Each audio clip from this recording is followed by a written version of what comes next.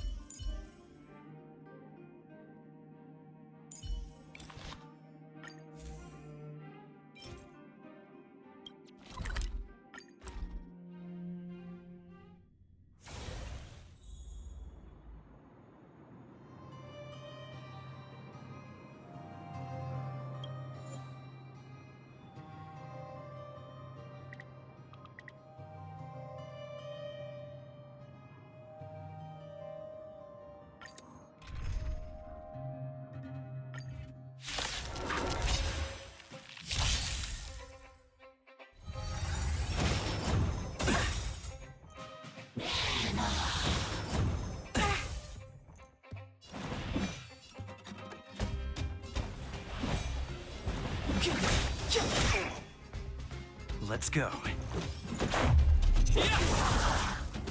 Time to twirl! Oh, poor you.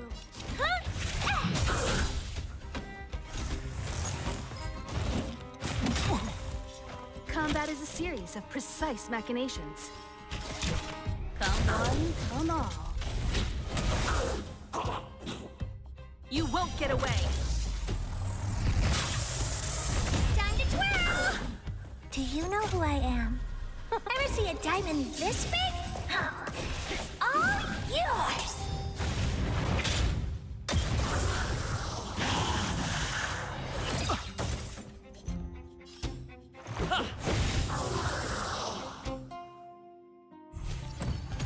The truth of life and death, revealed in an instant. This sanctuary is but a vision. Time to twirl! Barely felt it. Clemency? Never heard of it. You won't get away! Time to twirl! Let's make it quick. Time to twirl! Oh, this is gonna hurt.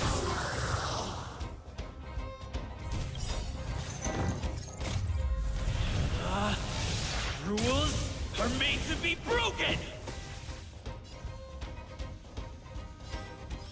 You upstage your welcome! You won't get away! Time to twirl! Step aside.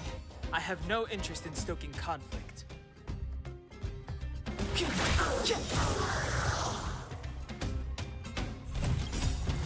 Perhaps you still don't understand. Humanity never conceals its desire to control the heavens.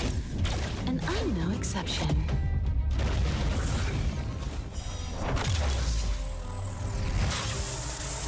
Time to twirl! This can't be. Let's go.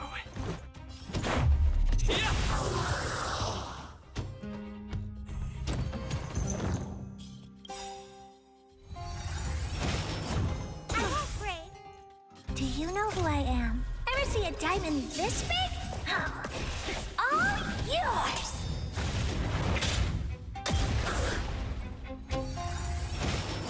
Connection lost.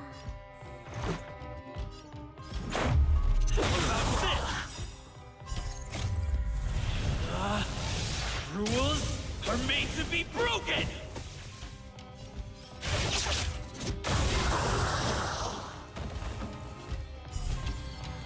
You won't get away!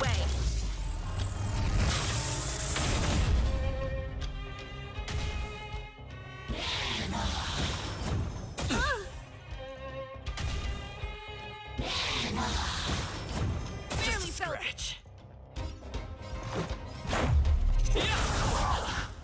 I have something for you.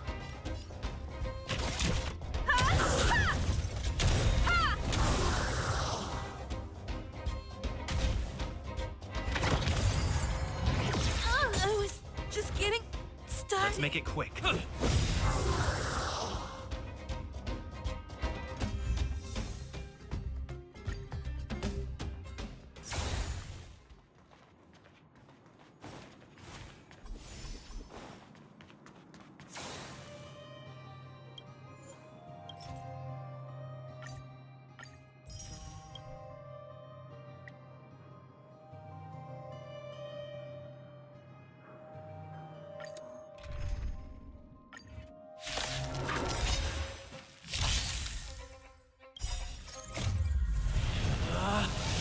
Rules are made to be broken!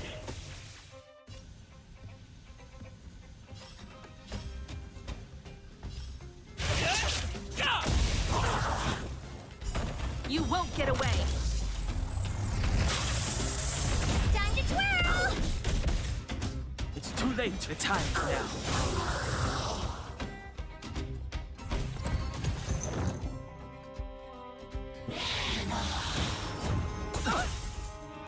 Clemency? Never heard of it. You won't get away!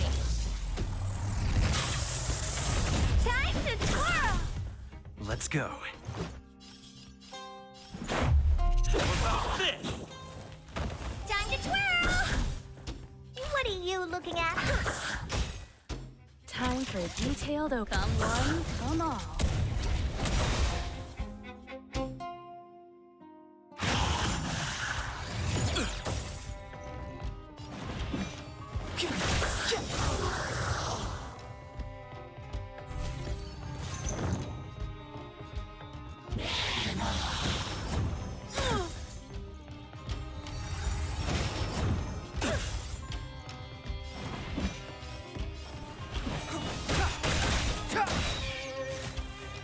You won't get away. Time to twirl! Time to twirl! Oh, poor. Maybe you can keep it down? Combat is a series of precise machinations. Ha! Ha!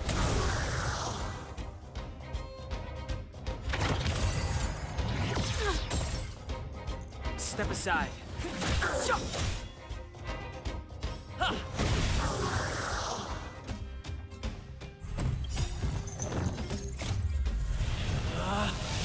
Rules are made to be broken!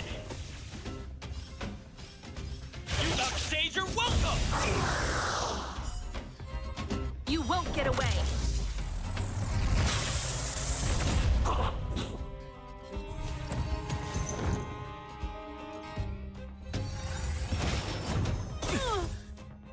Clemency?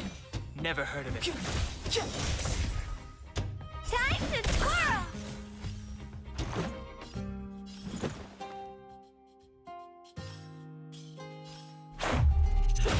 This! Time to twirl! Oh, poor you. Time to twirl! Ever see a diamond this big? It's all yours!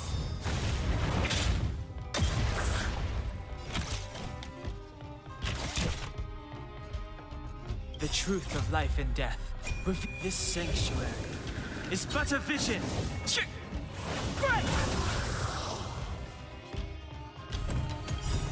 Perhaps you still don't understand. Humanity never conceals its desire to control the heavens.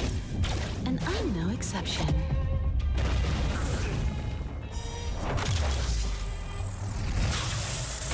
Time to twirl! Just a scratch. I won't break.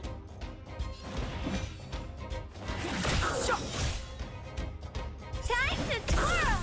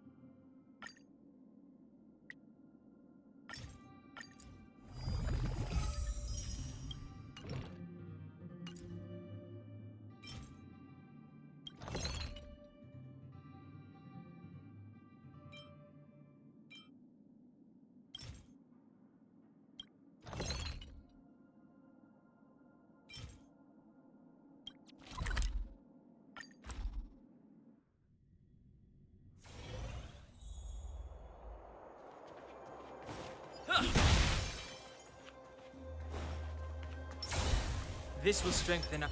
Upgrade configured.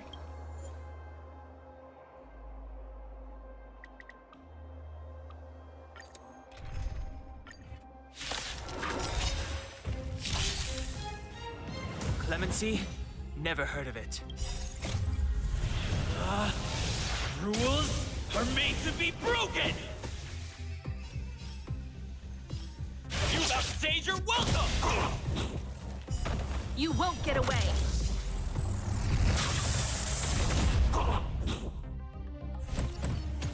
Step aside. I have no interest in stoking conflict. You won't get away! Time to twirl! Let's make it quick. How about this?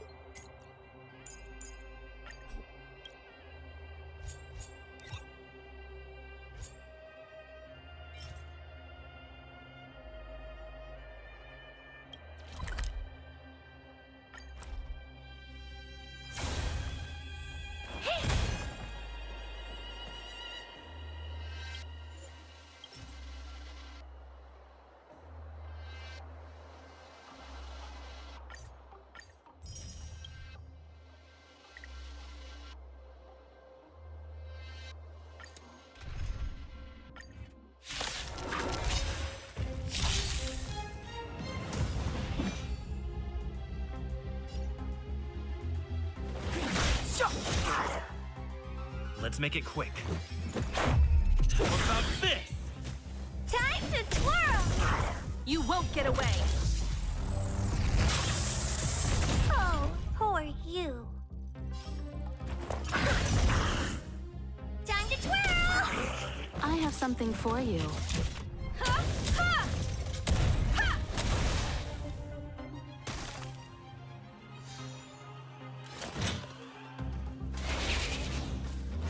Ridiculous.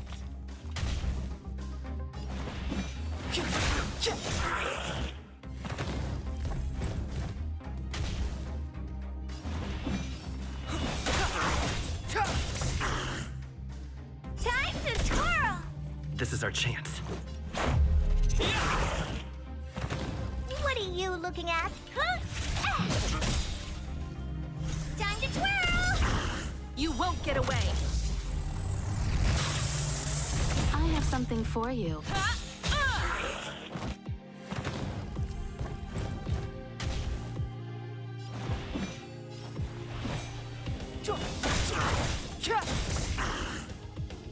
Time to twirl! This is our chance. This! You must be honored to meet. Time to twirl! Do you know who I am? Ever see a diamond this big? Oh, it's all yours!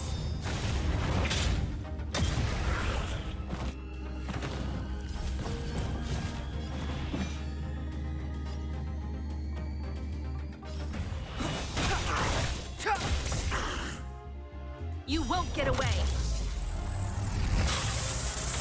Time to twirl!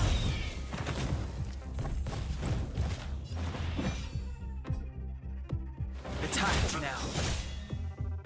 Let's go.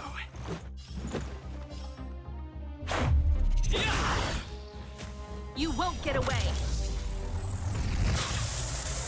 Time to twirl!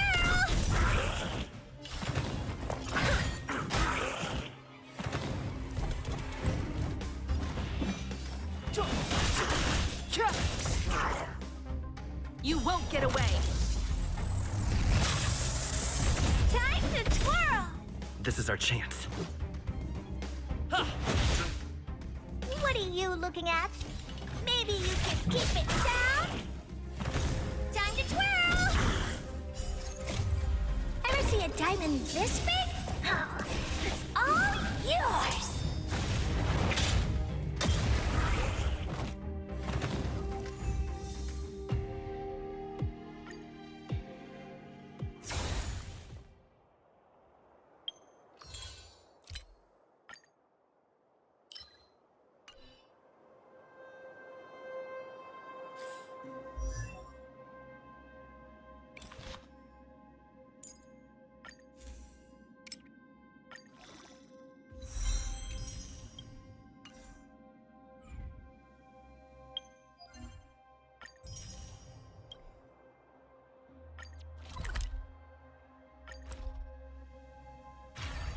Do you want to enter the Forgotten Hall?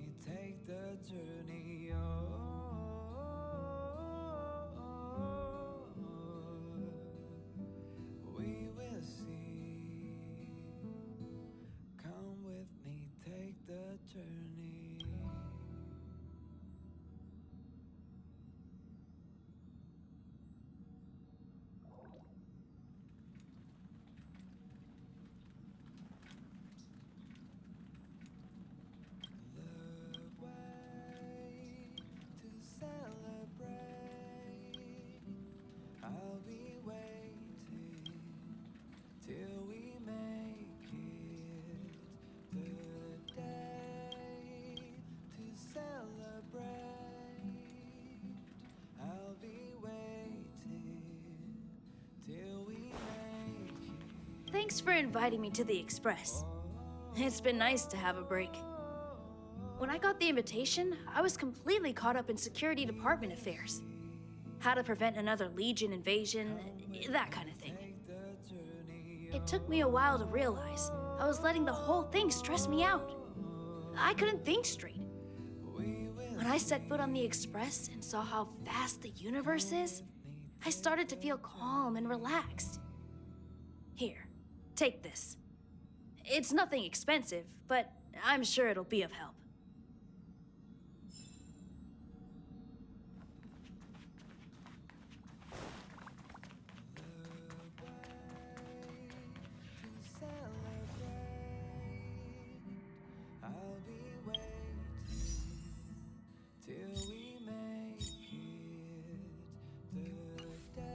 Do you want to enter the Forgotten Hall?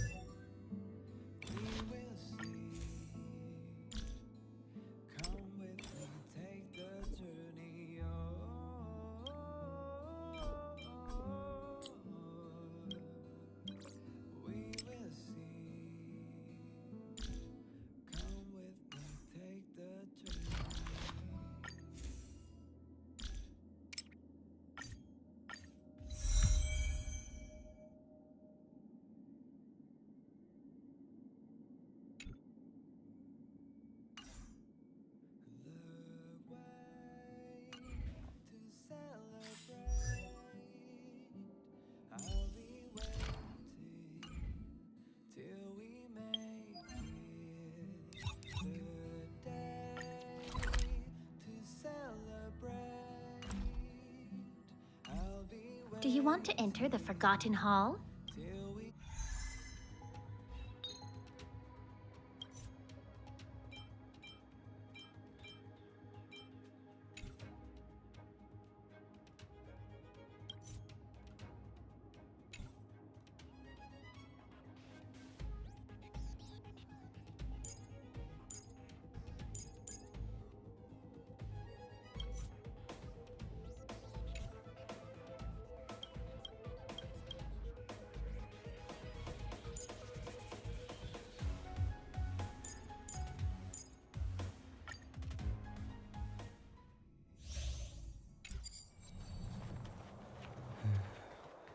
That enemy certainly isn't friendly. Upgrade configured. Victory means preparation. Found.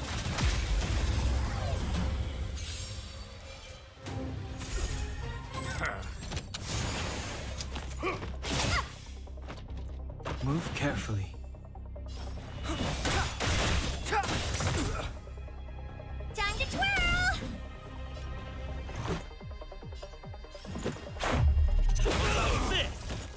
You must be honored to me. Maybe you can keep it down? Do you know who I am? Ever see a diamond this big? Oh, it's all yours! Time to twirl! That'll take more than medicine. How appropriate. I won't break.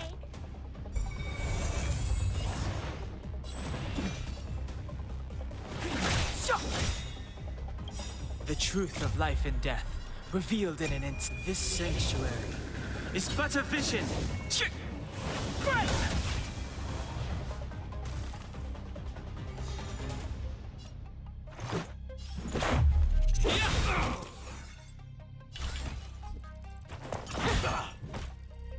Naughty children, don't listen. All better now?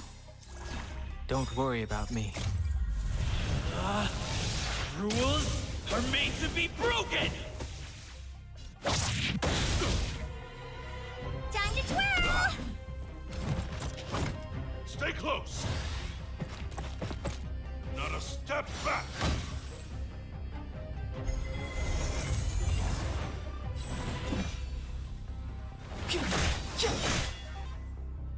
Let's go. How about this? Time to twirl!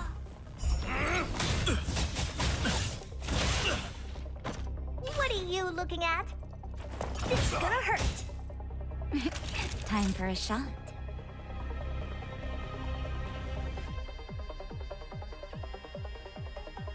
Savor the vigor of it. Just a little something. Think nothing of it. How appropriate.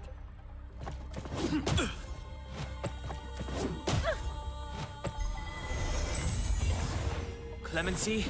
Never heard of it.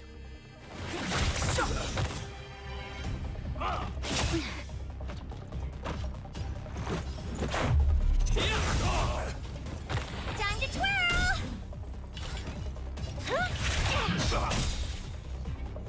Do you know who I am? Ever see a diamond this big? Oh, it's all yours! Naughty children, don't listen. You're in bad shape. Step aside.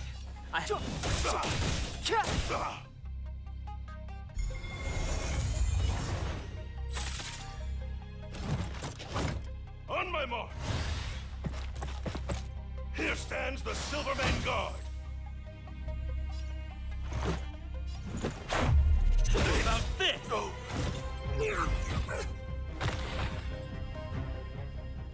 Victory means preparation.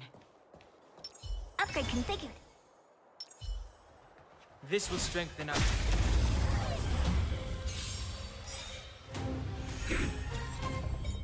Move carefully.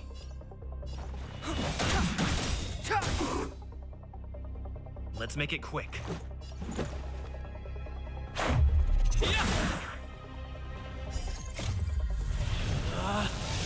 Rules are made to be broken! Decisive strike! Time to twirl! The truth of life and death, revealed in this sanctuary, is but a vision. Oh, poor you. Maybe you can keep it down?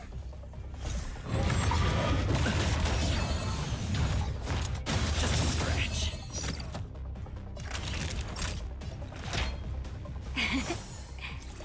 Much better.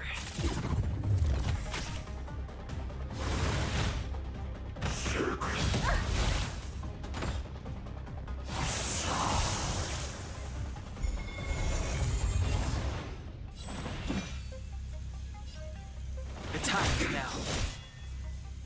Let's go. How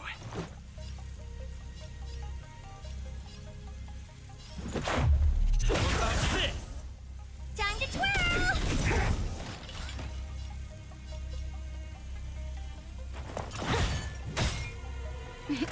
Time for a shot. Here comes the medicine. How appropriate.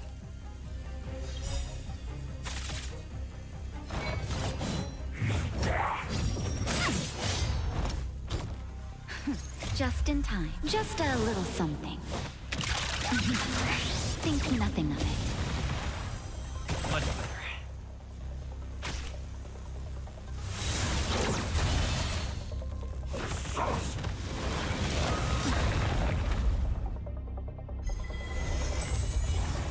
Clemency? Never heard of it. Do you know who I am? Ever see a diamond this big? Oh, it's all yours! You must be honored to meet me. Time to twirl! Naughty children, don't listen. All better now?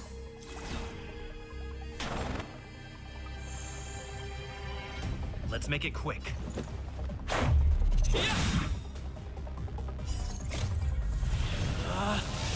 Rules are made to be broken!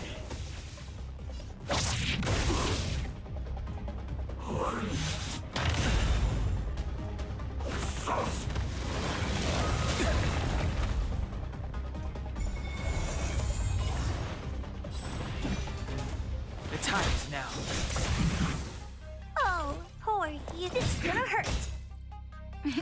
Time for a shot.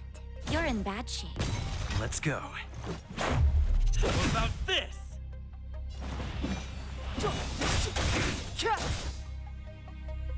The truth of life and death. This sanctuary is but a vision.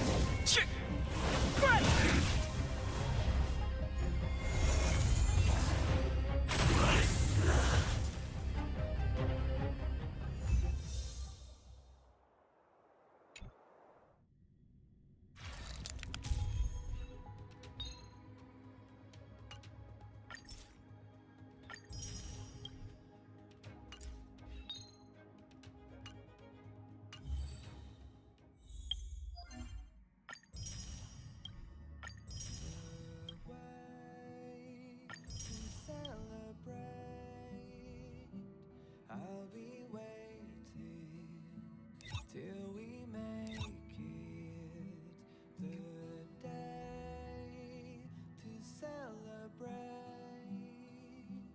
I'll be waiting till we make it.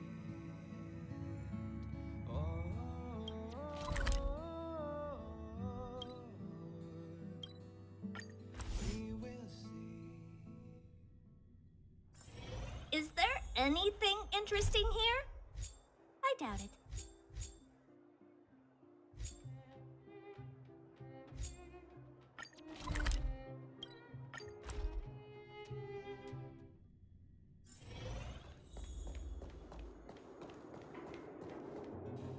Calm down, calm down. We're all here to work for a living. Why not sit down and talk it out? Save it! We treated you as our leader, but look how you treated us. Such a rat! You sold the intel about the vein to Antonia, but we discovered it first. Now we lost the mine, and we have to work for those guys. Traitor! Well, nothing to say for yourself, huh? So you admit that you sold the intel to the mining team? Go away, you brutes! Don't bully my daddy! Oh, little Hook? Oh, no, you have it wrong. It's your daddy who bullied us first. Ask him if you don't believe me. Daddy? Yes, I told Antonia about the vein, but I was the first one to discover it. I have the right to do anything with it. That's only because you have that detector. Let's see who's boss when we take it from you. Back off. I was thinking about the bigger picture when I did that. Unlike you all who just look for trouble every day. Well, I think someone needs to teach you a lesson. Guys, get him! You'll never lay a finger on Daddy without passing through Hook. It's you! Come and help Hook. Another punching bag? Fine by me. I'll kick all your butts.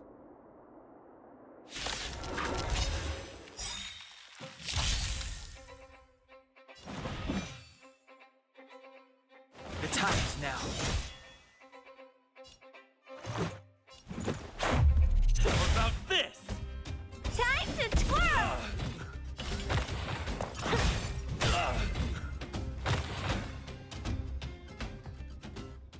Daddy, are you hurt? Just a few scratches. How about you, Hook? Don't worry about me. I have Diggertron. No one can hurt me. Good. That's good. And you, young man, are you hurt? Thank you for your help. I remember. You are the outsiders Natasha mentioned before, right? I heard that you helped resolve some conflicts around the mines when you arrived. And again today, when you saved my life. What a noble young spirit you have. Thank you very much. Daddy, let's go to the old witch's clinic. You're seriously hurt. But The vein detector that rapscallion was after, somebody already stole it from me. I need to keep searching, otherwise I might never see it again. It's just a tool. I guess I should let it go. Let's head to the clinic.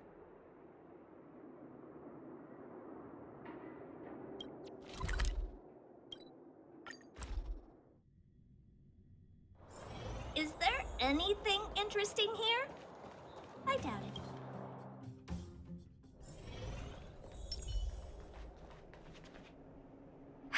I've taken care of your wounds. I'm running short on medical supplies these days, though, so behave yourselves and stay away from trouble. You hear me? Don't pretend you didn't hear that, Hook. I'm talking to you. Hook wasn't the one that caused trouble. It was those bad guys. We were just defending ourselves. Ask him.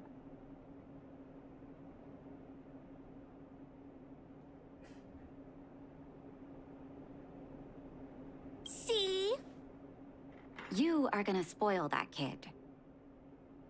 That's enough for now.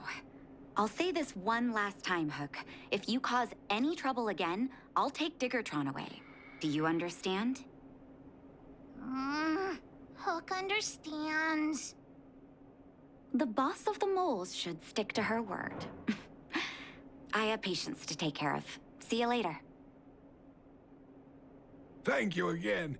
If it weren't for you and Dr. Natasha, Hook and I probably would have been in big trouble.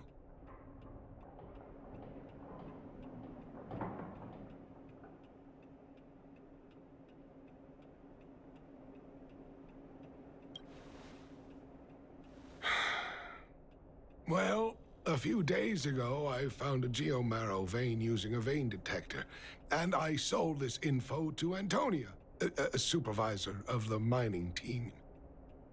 Then, those vagrants heard about it and accused me of being a traitor. They believe that since I'm also a vagrant who came from another mine and ended up in here for a living, I should naturally be on their side. The mining team could not agree with that, of course. I'm just too old for this. Daddy? Are we short on money? Why did you do that? My poor child. Daddy is old now. Who knows how long I can stay by your side? I have to start preparing for your future.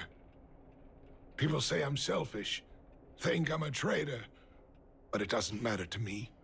All you need to know is when I'm gone, you will have the money to take care of yourself and survive on your own. Daddy. Forget about it. Since I've got the money from the mining team, I have nothing to complain about now. It's just a shame that I lost my vein detector. It was indeed a treasure.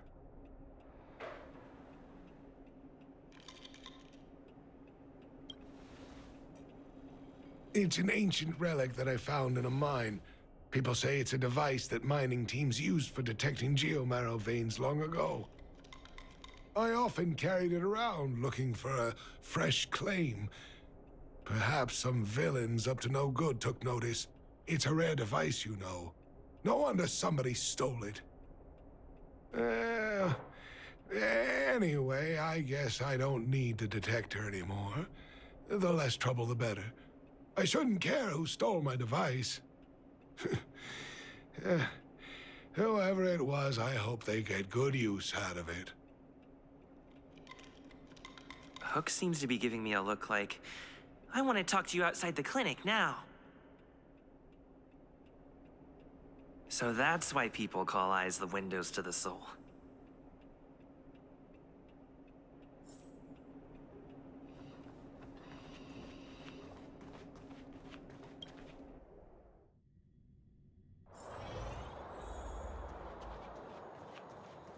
Wait! Hook needs you to help with something. I haven't said what we're gonna do, but that's the spirit. You truly are an honorary member of the moles. That detector is Daddy's treasure, so I gotta get it back.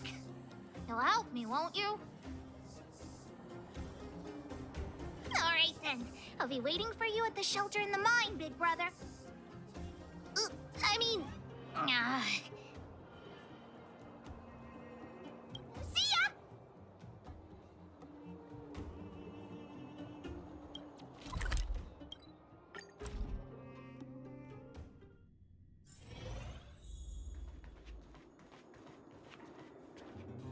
Too slow, honorary member of the moles. You should have gotten here before Hook. Let me introduce you to Sweta. She is Daddy's most trusted miner. Not at all. Mr. Fursman trusts every vagrant, and every one of us trusts Mr. Fursman. But after what happened over at that geomarrow vein, the atmosphere at the shelter became a bit tense. I'm here to find Daddy's treasure, his vein detector. I heard that someone stole it. Is that true? Well, I would guess that's probably true. After the conflict in the mine, Wildfire gathered everyone out of the shelter and took a head count to check on the wounded. 4 people were not there. When we returned to the shelter, Mr. Fursman's detector was gone. We searched all around the shelter but found nothing. I guess one of those 4 people was the thief. Indeed. Now we can narrow down the scope of our search considerably. We vagrants have our dignity too. I'm sure we will catch the thief, but... But... what? Actually, we've already asked those 4 suspects about it. But they all claim to not have stolen anything. Of course, we could never expect thieves to confess and turn themselves in, right? In my opinion, one of those 4 was lying. Doesn't seem likely. All 4 suspects are at the shelter. If you're feeling confident, why not give it a try? Maybe you can determine who the thief is. Adults are so dishonest. Hook's gonna question them one by one.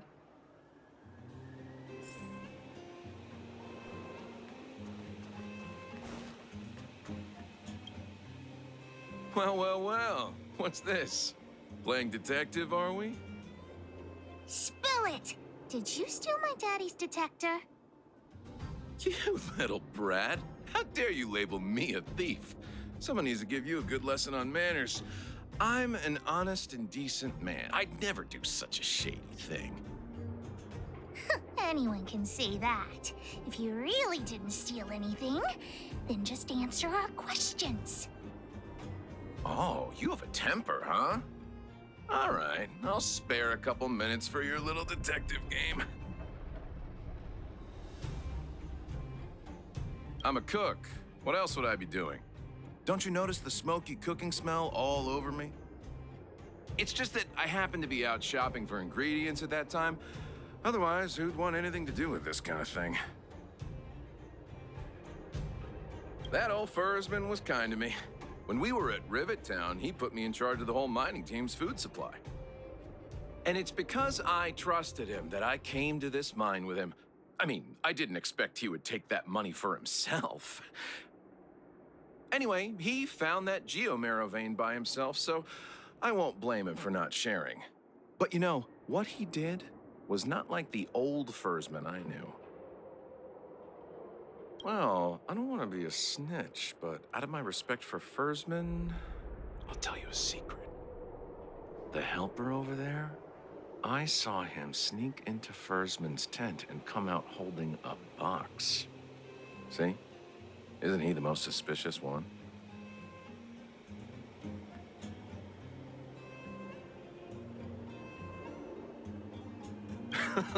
I don't care if you believe me or not. I've told you all I know. Now leave me alone if you don't have any more questions. I'm busy.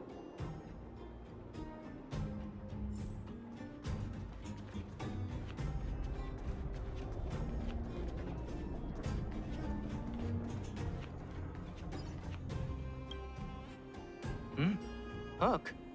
What's the matter? Did you steal Daddy's detector? What? Oh, if I'd known I would become a suspect, I wouldn't have gone out at that time. How foolish of me. Of course not. I didn't do anything wrong.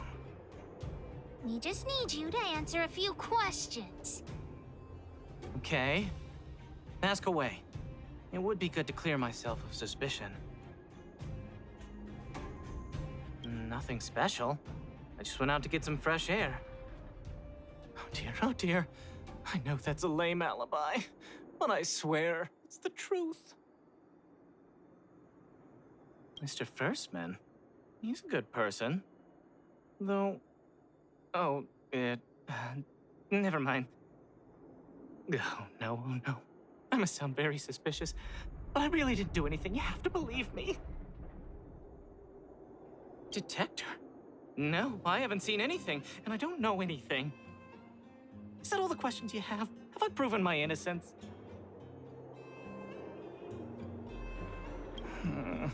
Oh dear. All this waiting around is enough to make me even more anxious.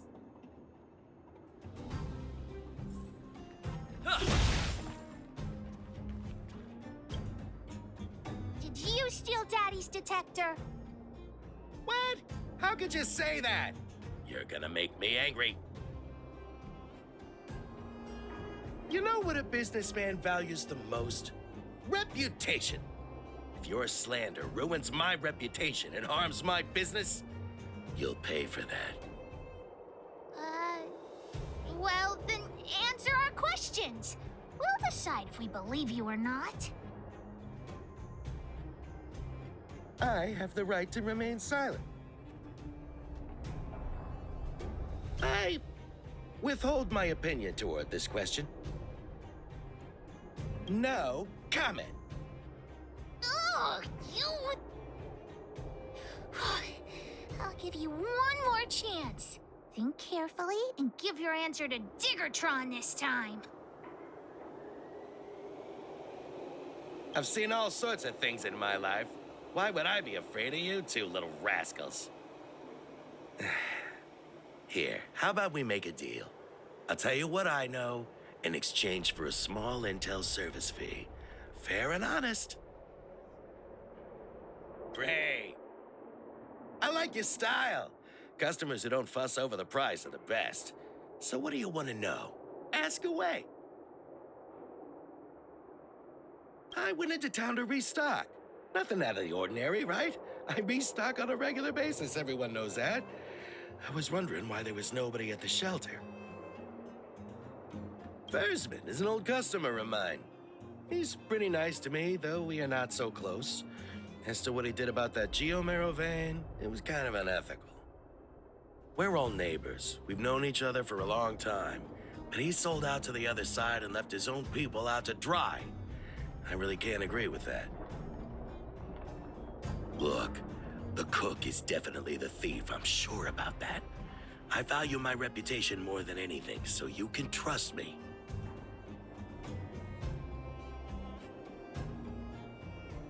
In my line of work, I've learned to read people. And something's definitely fishy with that cook. I could tell from the start.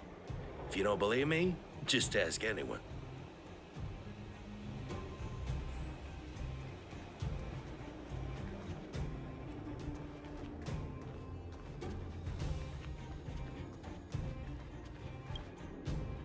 Did you steal Daddy's detector? Nope. I'm no thief. Really? Then you better answer our questions honestly. Ask away.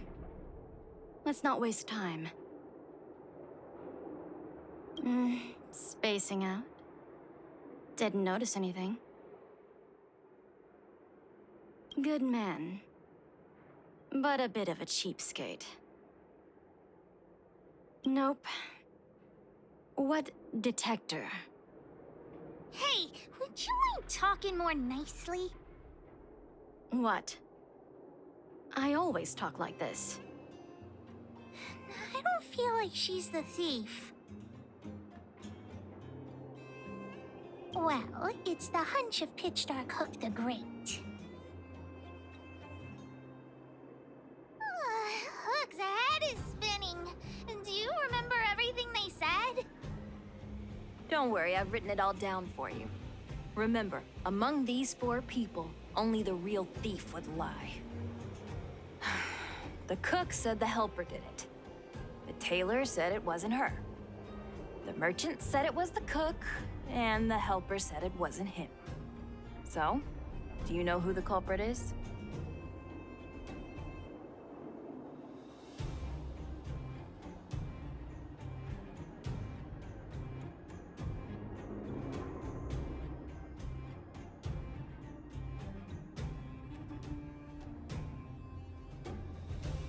I think the cook and merchant are the most suspicious. My gut tells me that one of them is the culprit. But don't worry, even if you choose the wrong one, Pitch Dark Hook the Great has other ways to uncover the true culprit. Right. We have other methods besides deductive reasoning to find out who the true thief is. Let's just... The cook said the helper did it. I don't know why, but I'll trust your judgment. Come on, let's go accuse the culprit.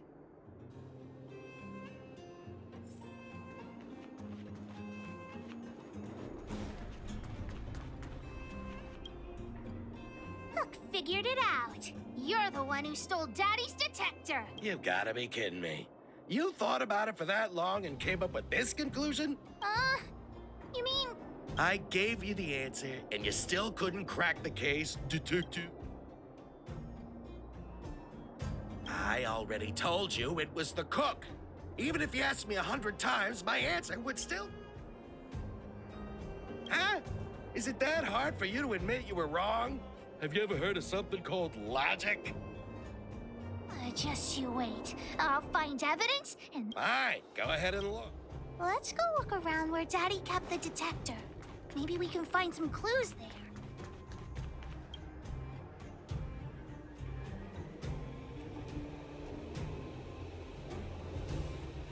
This is the label from a supply box. I know where those boxes are. That way. Let's go take a look.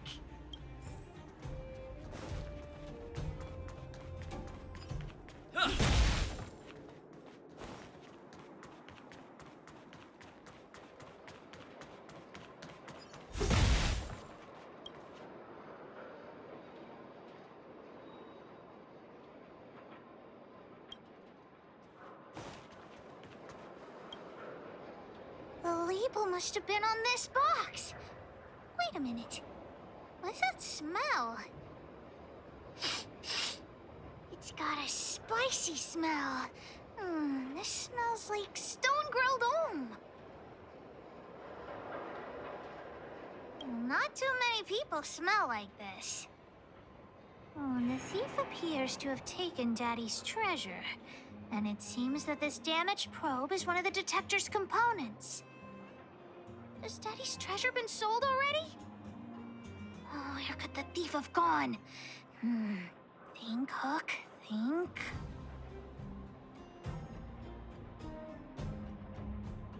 Oh, yeah! I saw Mr. Sampo on the way to the mine when I came here. Could he be involved in this?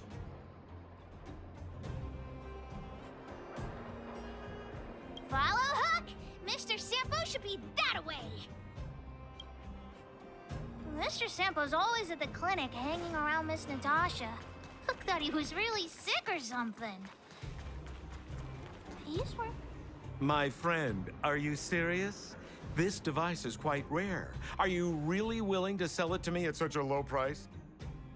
No, why are you making this so complicated? Do you want it or not? Just tell me. You two stop right there! Pitch Dark Hook the Great has arrived!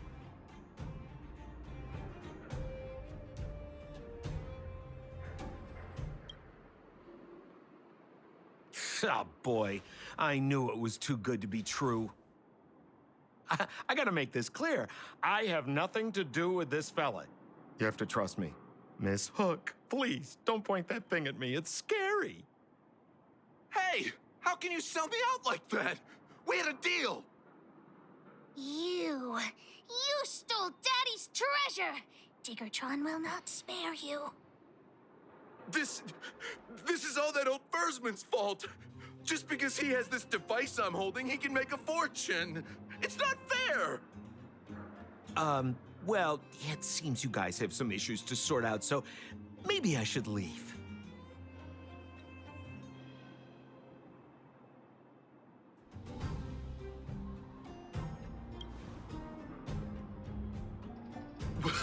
What kind of a reason are you looking for?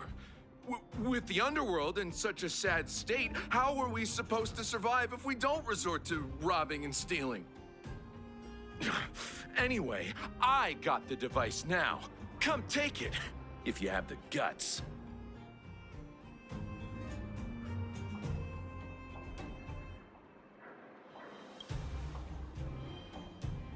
Diggertron, get ready.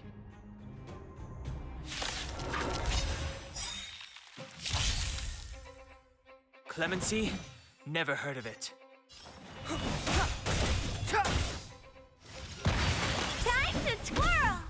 Let's make it quick. How about this? You won't get away.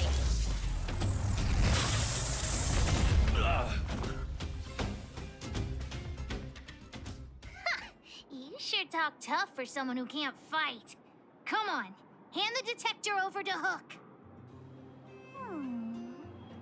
Huh? No, Daddy's treasure! It's broken! Hey! Now this is Sampo's time to shine. Of course! I wouldn't want to miss out on seeing you and Miss Hook's acts of heroism, would I? Listen here. There's a fellow in Boulder Town they call Balloway the Miner's Lamp. He's an appraiser. Although he claims that he doesn't do appraisals anymore for ancient relics, he actually still does a bit behind the scenes for ones that are of especially high value. I think this device of yours is probably worth a lot. It might be a good idea to try your luck with Balloway. Here's a trick. First, pretend that you want to sell it for a low price, then wait for him to excitedly fix the device for you. After it's fixed, tell him you changed your mind and you want to keep it for yourself. This business tactic is what I call a bait and switch. Pretty clever, huh? Balloway the Miner's Lamp. Got it. Thanks, Mr. Sampo. Let's go into town to find him. Have a safe trip!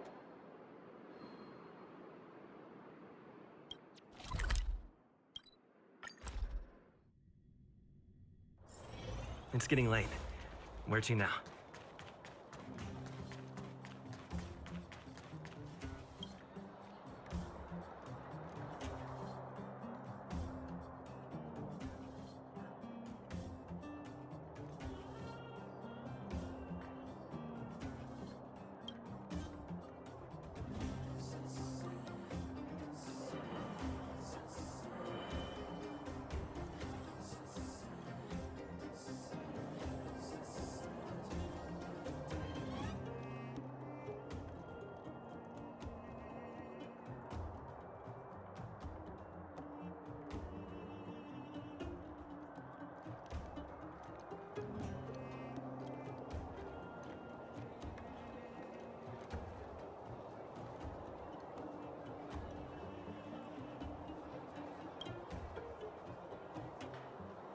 I'm already retired from appraising ancient relics, so unless this detector is some kind of precious treasure...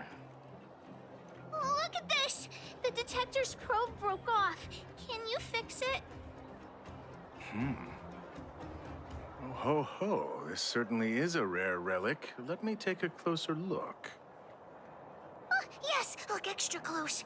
You have to help Hook fix it. This device... I've been in the business for a long time, but never have I seen an ancient relic like this one before. I think this is probably beyond repair. But still, it is a rare treasure. Even broken, I'd be willing to pay a high price for it. What do you say?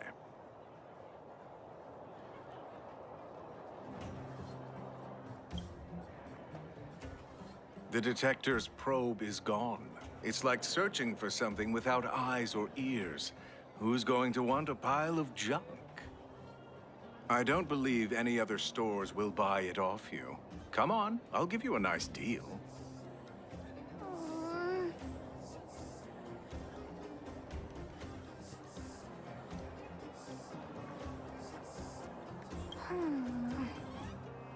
All right then, let's go find Daddy.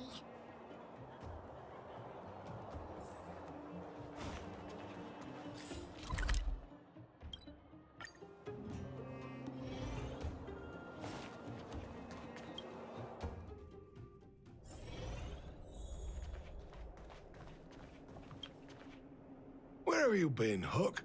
I was just about to go looking for you. Come on, let's go home. I'll cook some salt-baked rock crabs for you. What's wrong with this kid?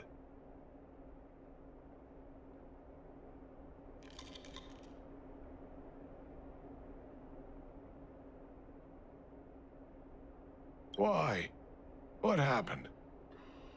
Big Brother and Hook helped Daddy catch the thief that stole it. But Daddy's detector is broken. It's all my fault. If only I could have found it sooner. So it was stolen. You're not hurt, are you, Hook? I'm fine. Daddy, can you see if your detector still works? The geomarrow probe is damaged. I'm afraid this thing won't work anymore.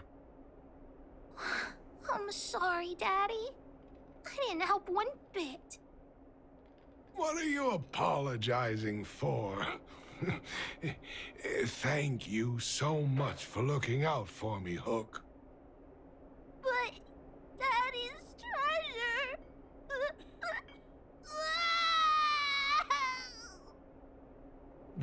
Don't cry, Hook.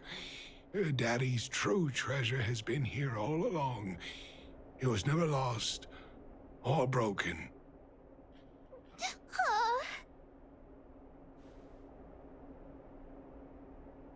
You can cry.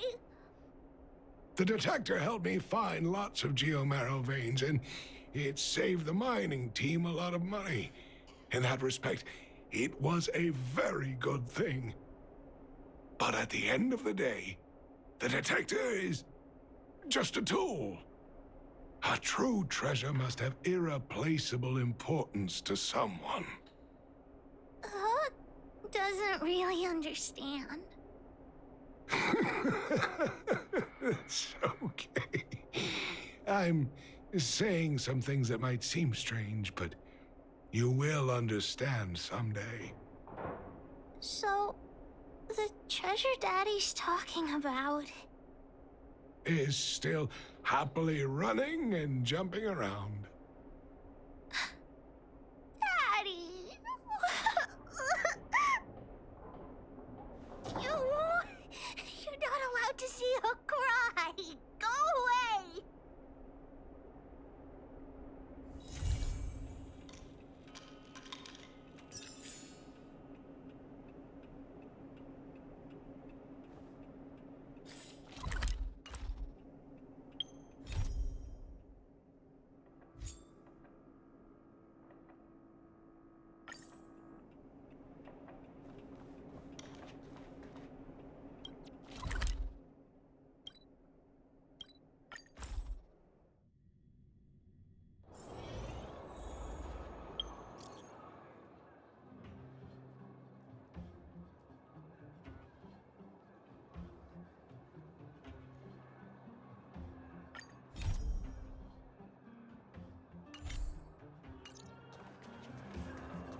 You. I've seen you in the clinic. You run errands for Natasha, right?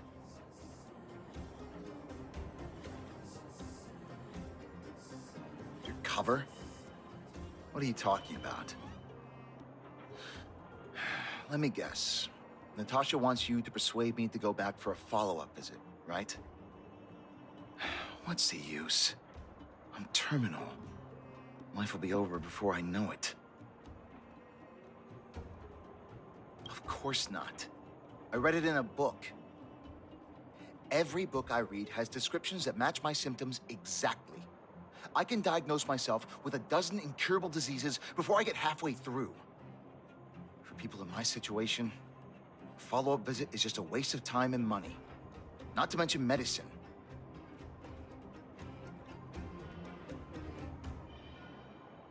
Mutual aid what now? What are you talking about? What else is there to say? Natasha was seeing me free of charge. She said I could keep a tab running for as long as I liked, then pay it back when I had the opportunity. I guess I'm too proud.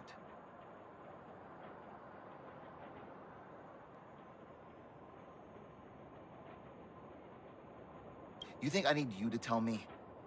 Don't try and persuade me. I've already thought this through. Dr. Vash never charged me anything either. Natasha's great, but Vash was always my number one. Natasha's brother, they both used to practice medicine back in Rivertown. I heard he was a top student from the Overworld Medical Academy. Bellabog's main hospital wanted him. I have no idea what convinced him to set up down here. A kind heart, maybe. What do you mean? Dr. Vash was a people's doctor. He handed out free medicine. He even followed up with detailed questions on how he felt. The underworld is always short on medical resources.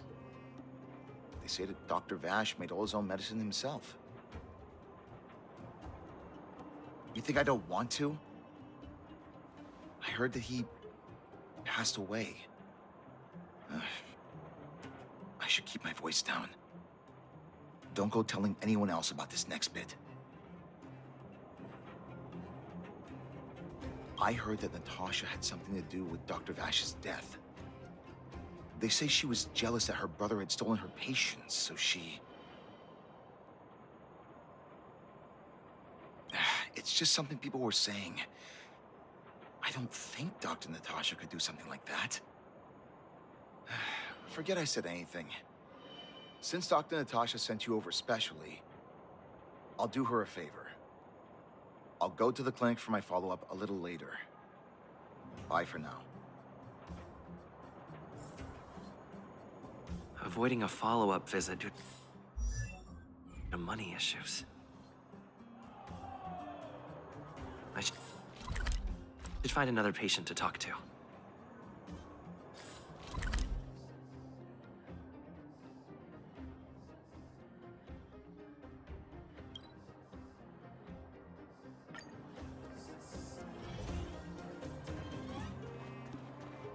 We have plenty of time. What was that? Oh, you'll have to be louder. My ears aren't what they used to be. Oh, everything's muffled. Ah! A follow-up visit.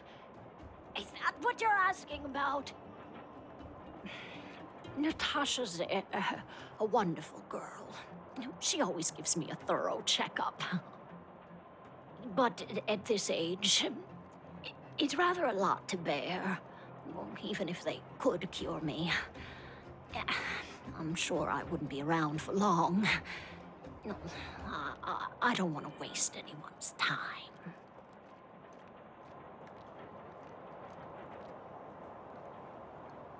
Not for youngsters like yourself. When you get to my time of life, good health is a bit of a luxury, I'm afraid. My husband had the same illness as me, but he never touched the medicine. He wanted to make sure I had enough.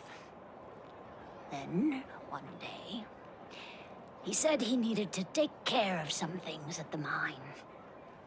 He never came back. He was forever saying he wanted to go before I did. Ah, selfish old fool. I miss him. Now that he's gone, who cares how long I stick around?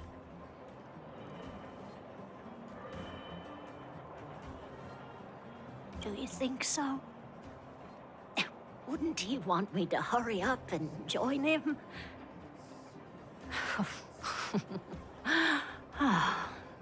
kids today. Don't give up easily. Okay, you win. It's off for another follow-up visit with Dr. Natasha, I suppose. Did you want to say something else? My ears are terrible. Virtual who? All right, I heard you. Do you have to shout? No, I've never heard of any mutual aid society. Avoiding a follow-up visit because of her husband. I should find another patient to talk to.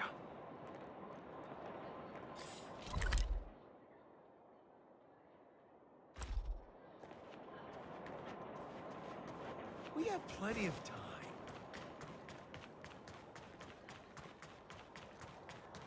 Why haven't I gone for my follow-up visit?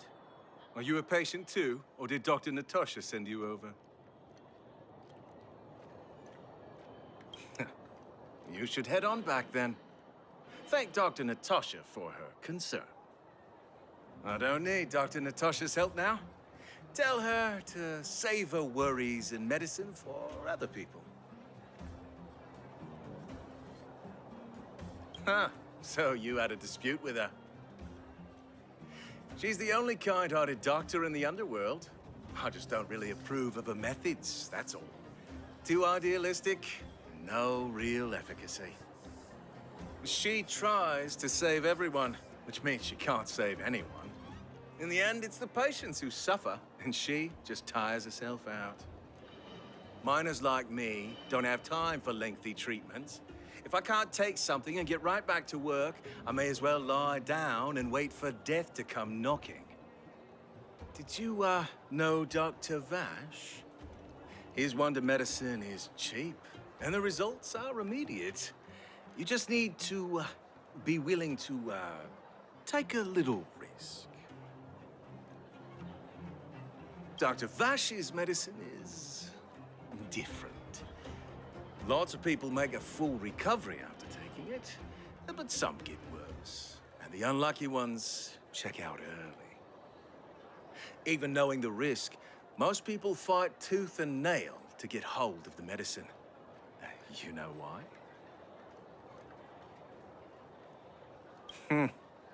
You're smarter than you look. When life forces you to the edge, you'll throw yourself at any opportunity, even if it means risking it all. For people like us, a slow and torturous treatment is the same as a death sentence. If it's between that and a quick result, we'll take the latter. Forget it. Why am I telling you all this? Dr. Vash is dead anyway.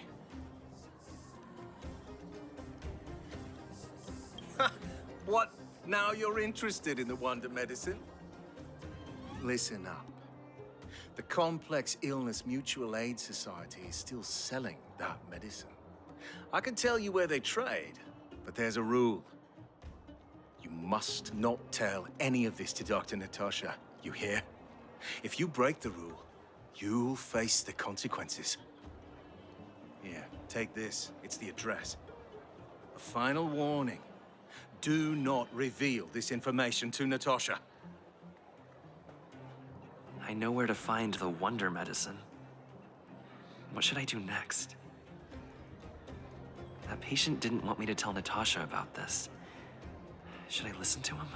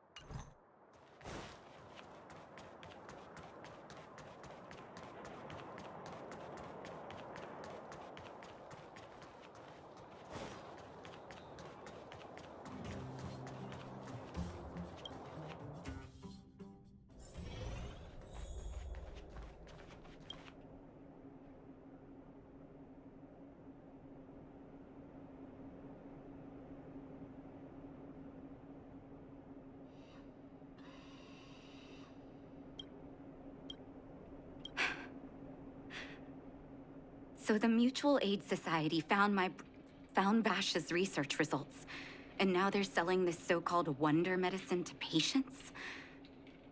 Any organization doing something like this is interested in more than just mutual aid.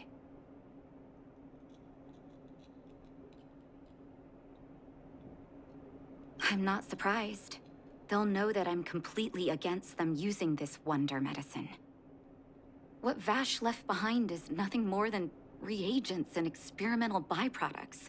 The word medicine doesn't apply here. I warned the patients countless times, but seems like they had their heads in the sand all along. No wonder they kept the Mutual Aid Society a secret from me. Thank you. Those patients weren't exactly singing my praises. Thank you for having faith in me. If you're curious about Vash's wonder medicine, you should ask some of the patients in the clinic. See what they have to say about the effects.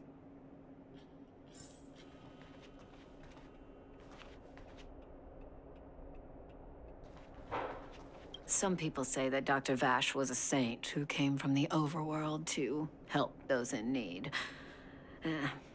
I don't buy it.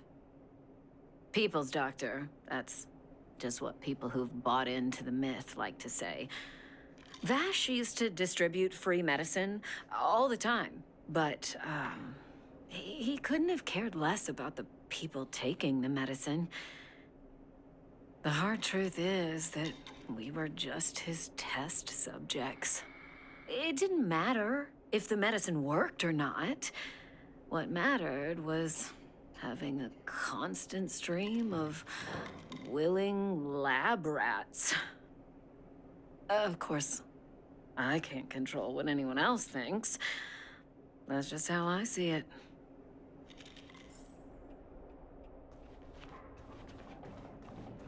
The medicine Vash left behind?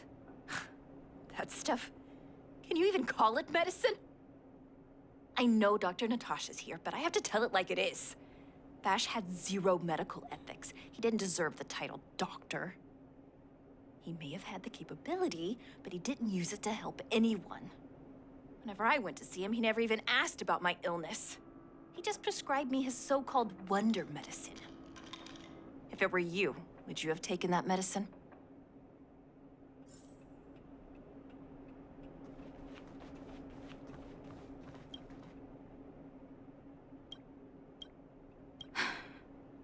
I still haven't worked out how to convey it to you. The issues surrounding Vash. My relationship with him. The things he's done in the underworld. It's a long story.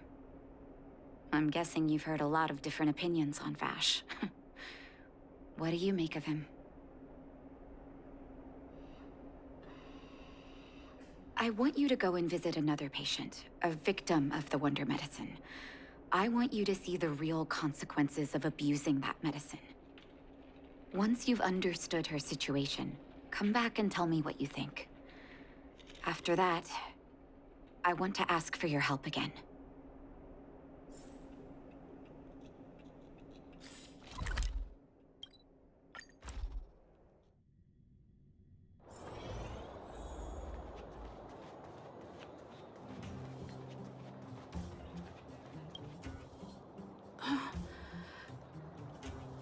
Who are you?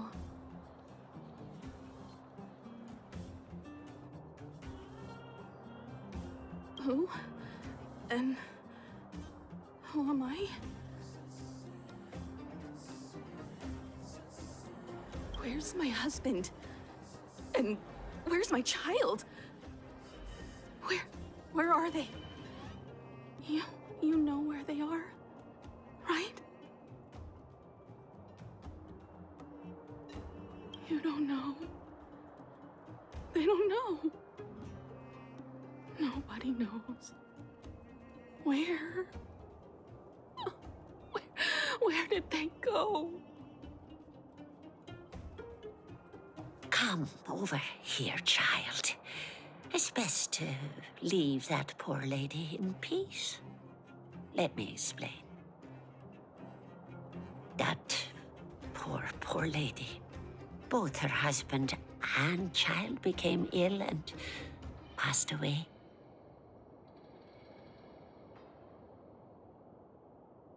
Yes, before her family passed away, she was a carefree young woman. Her husband and child caught a mysterious illness. The symptoms weren't grave, but their livelihood was certainly impacted. In order to try and rid themselves of the ailment once and for all, they bought some kind of wonder medicine. Who would have thought their condition would deteriorate so rapidly after they began using it? The two began to suffer terribly, such that death then became a blessing. It wasn't long before they departed this world, one after the other. From that moment on, she became as you see her now. If Dr. Natasha hadn't taken her under her wing, well, it doesn't bear thinking about. And yet, what more could have been done? They were warned about the medicine. They were told about the risks. And they chose to roll the dice. Talking about it tires me out. At least my husband and I are able to help her where we can. I just hope that one day she can lead a normal life again.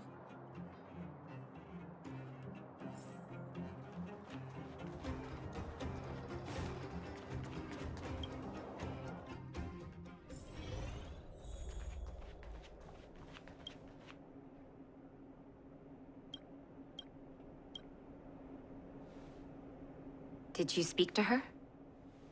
By the look on your face, I'm assuming you've come to understand the wonder medicine all too well.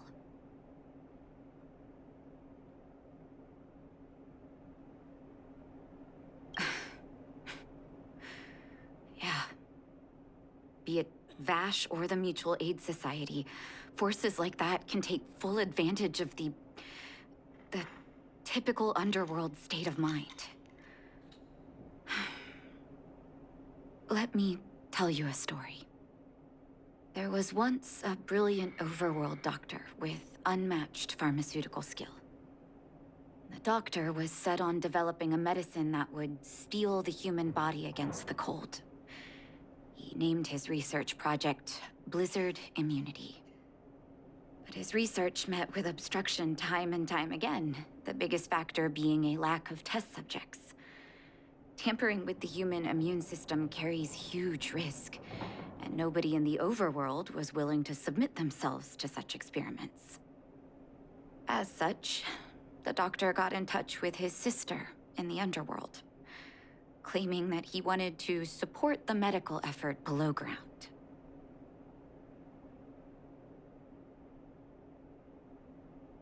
Naturally, his sister was overjoyed. After all, as far as medicine was concerned, her brother had always been the standard she'd strive to attain. She brought her brother underground and entrusted him with her clinic and laboratory. I think you know what comes next. Issuing free medicine to the needy was just Vash's way of conducting experiments on his test subjects. On some level, his reagents were able to alleviate the patient's suffering, but nothing more. They would forget their pain for a while and neglect their regular treatment plans. The result? Patients with mild illness would attribute their recovery to the so-called wonder medicine, while patients with serious illness would quickly deteriorate, and sometimes die. I cannot accept that their fate was simply the result of misfortune or risk. No true doctor would accept that. That's why I want you to help me recover all the wonder medicine. Are you willing to take on this assignment? Thank you. This will be hard for the people that have come to rely on the wonder medicine, but it's up to us to remove this false hope. You mustn't hesitate. Recover every last reagent that Vash left behind. I'll take responsibility for the consequences. Don't worry about that. Go. I'll be waiting for the good news.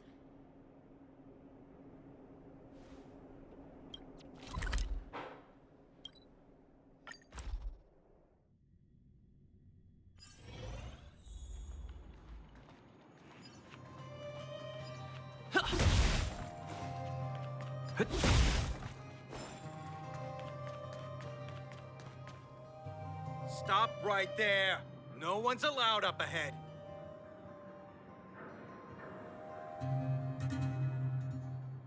Who are you trying to kid? You're that clinic woman's lackey. Did you think the Mutual Aid Society didn't have its own intel? She's after our medicine and sent you here to smash the place, right? Men, look lively and send this idiot packing already.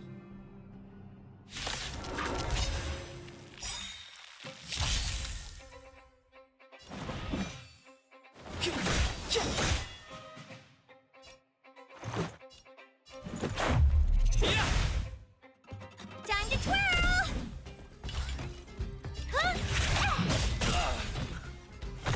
Time to twirl!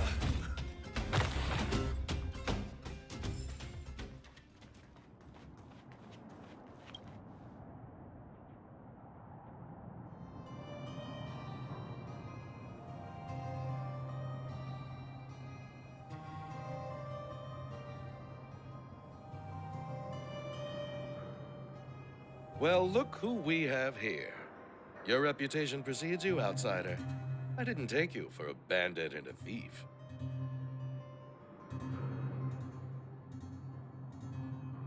Oh, just passing through. And our guards decided to just beat themselves into submission, I suppose. You listen here. I'm the president of the Complex Illness Mutual Aid Society. The medicine we hold here is lifeblood for many of our members. Are you sure you want to deprive them of that? Those poor patients. Along comes a life-saving wonder medicine only to be snatched away by a shameless bandit like you. The underworld is full of sickness. What would happen if we left it all to that clinic to treat? My Mutual Aid Society has relieved that doctor of patients at the end of the road. Shouldn't she be thanking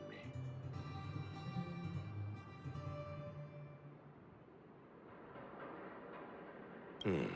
Seems like you are quite bent on dismantling our operations, aren't you? Fine. Seeing as you came all this way, it'd be rude not to give you the opportunity. Men, seize the medicine thief.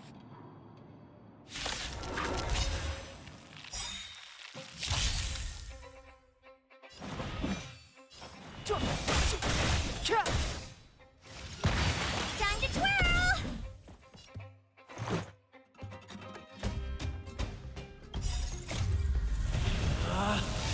Rules are made to be broken!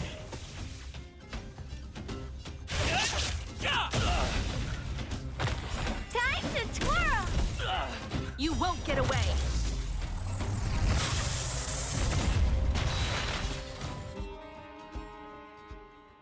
Blast it! What did we ever do to you? Why are you taking away our moneymaker? Moneymaker? So you admit it then? You're not in this to save lives, you're in it to get rich. What are you doing here? Oh, as if we didn't have enough trouble already. Selling fake medicine with false kindness. You should have expected trouble to find you sooner or later. I have a responsibility to protect the well-being of my patients. Or to put it another way, I must eradicate any and all threats to them. You can't save everyone. The underworld is teeming with sickness. How could you possibly pull it off?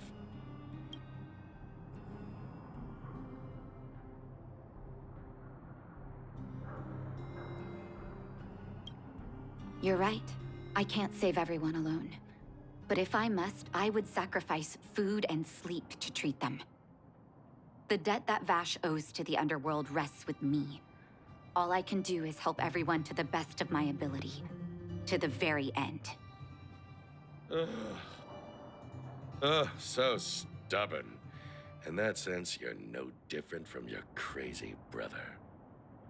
I'll take that as a compliment. Thank you. Your actions today have saved many underworld families. I'll find a way to dispose of Vash's leftover reagents. Next time the Mutual Aid Society wants to whip up a quack cure, they'll be out of luck. Let's go back to town. I still owe those patients an explanation.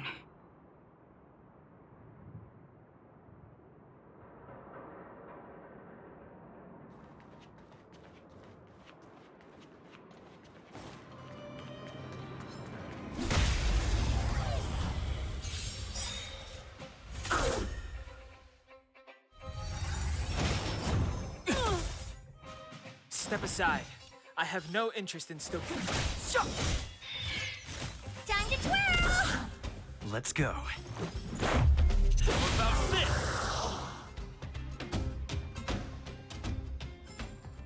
Reach the end of the story in your own way.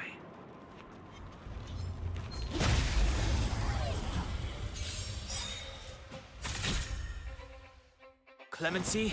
Never heard of it. The time is now. Time to twirl! Let's make it quick.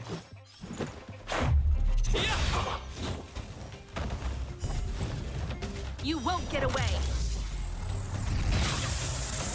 Time to twirl!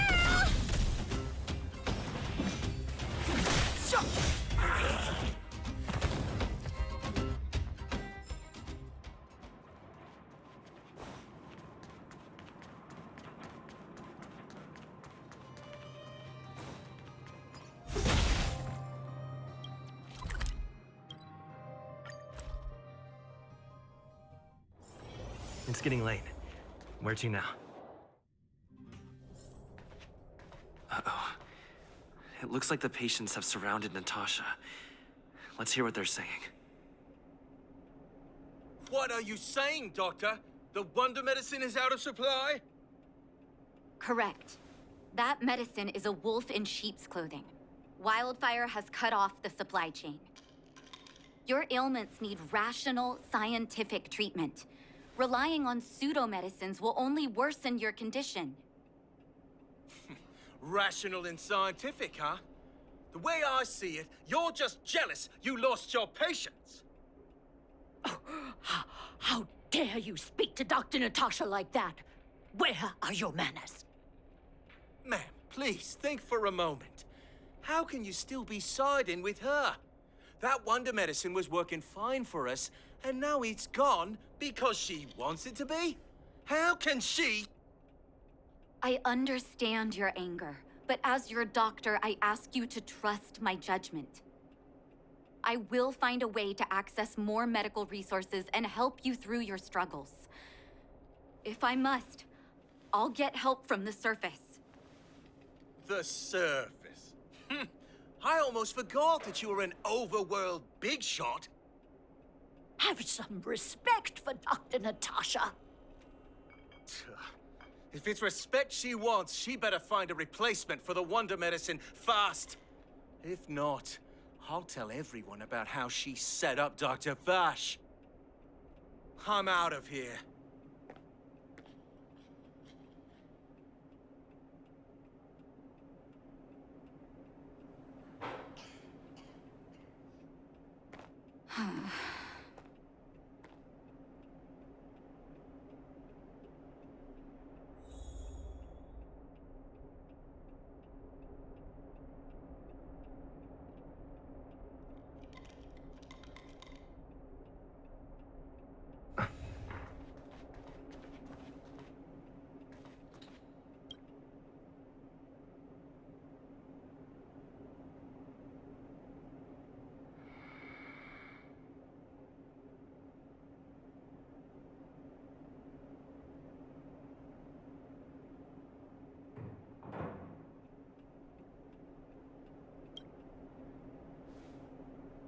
Oh, you're here.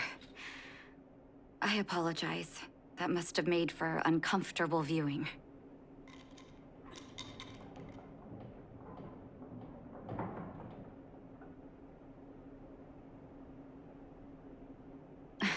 Don't let your emotions get the better of you. If I were in his shoes, I might well have had the same reaction. Now I need to focus on treating the patients and dispelling their doubts. Let's leave it for now. I'll feel a lot better once I've gotten rid of this mess that Vash left us. Now's as good a time as any to tell you Vash's whole story. If there's anything you want to know, don't hesitate to ask.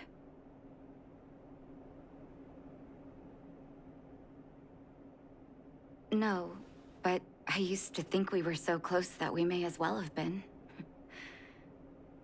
I, actually grew up in the orphanage.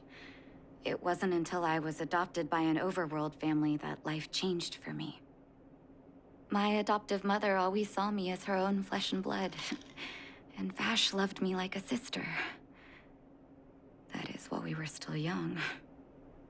My adoptive parents belonged to a prominent medical family. As kids, we were exposed to all kinds of medical texts. When we were older, both of us got straight into Belobog's medical school. We were on a path into the medical profession. He was gentle and introverted. But when it came to work, he could be absurdly obsessive, like a completely different person. Whenever I made a mistake in an experiment, he'd bite my head off. And then a while later, he'd apologize and comfort me. He was conflicted in that way. I didn't know he had leftover reagents in Rivet Town. I was shocked when you told me. If you fail to make a clean break with the past creeps up on you.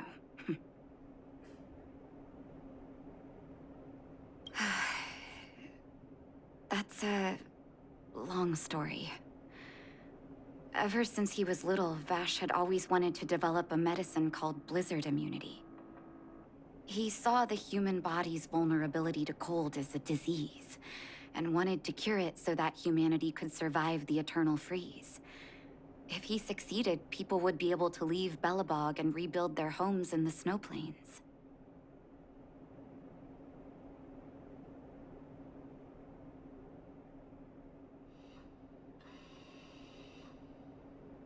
To be honest, I never understood how he'd achieve that blizzard immunity.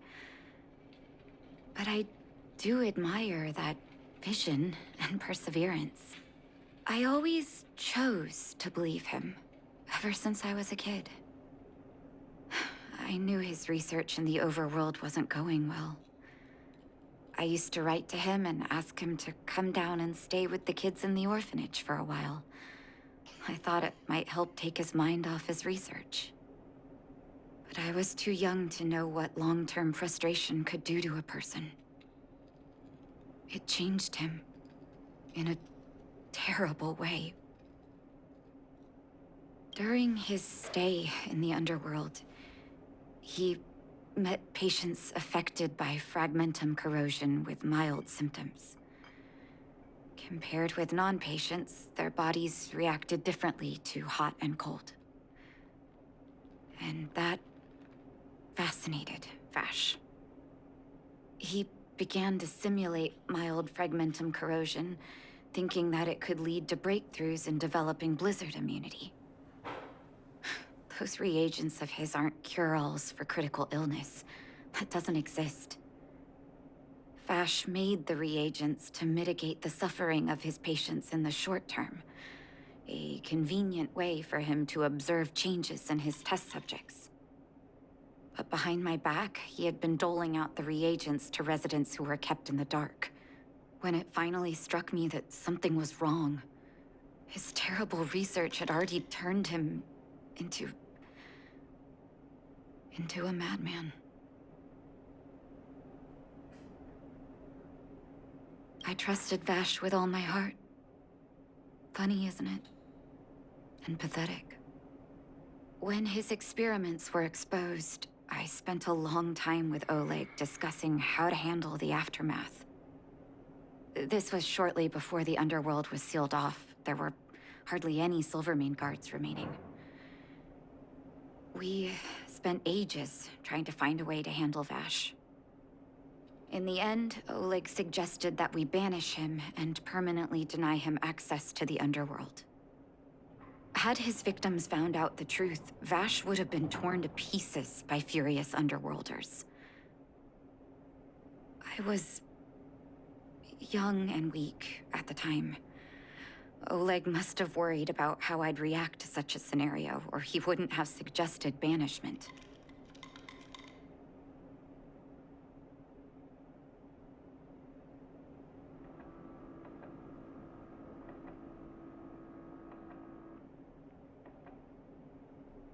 I hope so. The day I learned the truth was the day I no longer recognized my brother. Oleg and I took Vash to the overworld. He made his final request to us, to take him outside the city to the snow plains he'd always wanted to conquer. His figure gradually disappeared into the snow curtain. I've been telling myself that Vash is dead ever since. Forgive me. I'm not good at telling stories. Vash was a terrible brother and a worse doctor. That's all you need to know. Let's call it a day. Thank you for cleaning up the mess my brother left behind. Here, for your trouble.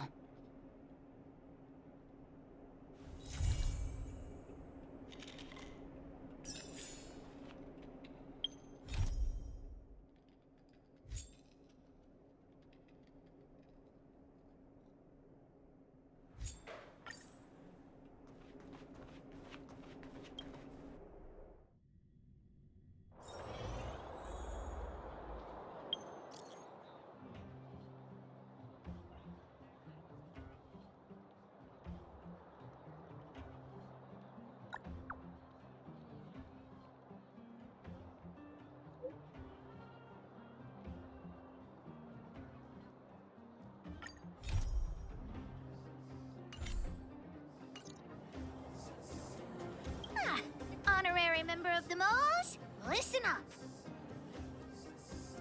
Thank you for helping Hook find the detector. But now, Hook needs to ask you another favor.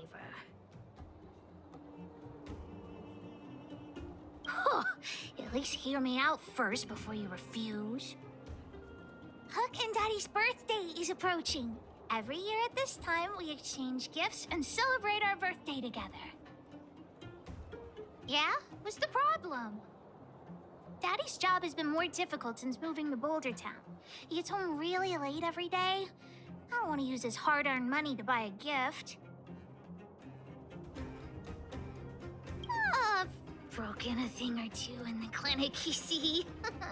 I'm too embarrassed to ask for help from the old witch. Actually, I still have some valuable treasure of my own in Rivet Town. It's a shame I left it there. If I go bring it back and sell it for a decent price, I can buy a gift for Daddy without begging anyone for money. What? Oh, what nonsense. This is an order from the boss of the moles. An order. And I'm still a kid. You wouldn't let me go inside the Fragmentum by myself, would you? Then it's settling. Let's meet in Rivet Town. I'll be waiting for you in a safe spot. You're not allowed to not come.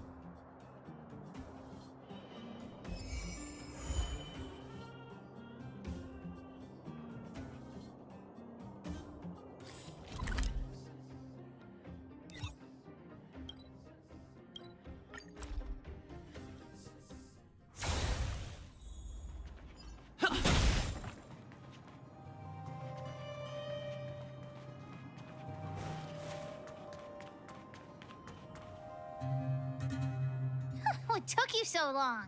Hook's been waiting here for ages.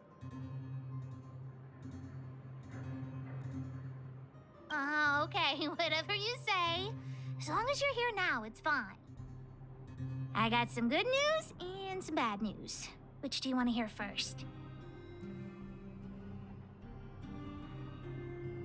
I told the rest of the moles about the plan, and Julian asked me to get some treasure for him. If we don't help him, he'll tell the old witch where we've gone. The good news is that he's willing to contribute to our adventure. Look, he gave me this gardening shovel.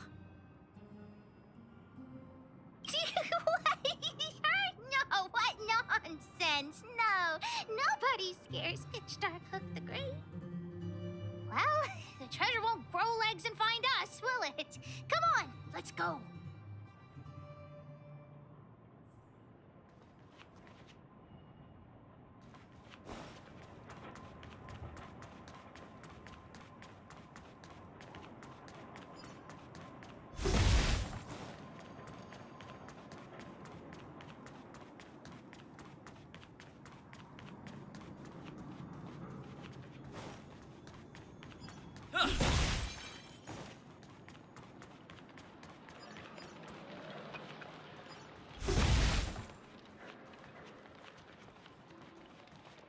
Julian's adoptive parents used to own a business in this area. When we were all forced to leave the town, there were lots of things they... Ah! We found Julian's treasure! No, not the key. These glass marbles. Oh, look at all the different colors. Bet it wasn't easy collecting all these. What? You don't know? Have you never played marbles before? Oh, by the way, what does this key open? Oh, maybe Julian knows. What's that look on your face? Oh, I get it. You don't think this jar of glass marbles is worth anything, right? Let me tell you something. This jar of marbles means a lot to the moles. Julian used it to help the moles overcome a super huge crisis for which he was promoted to second in command.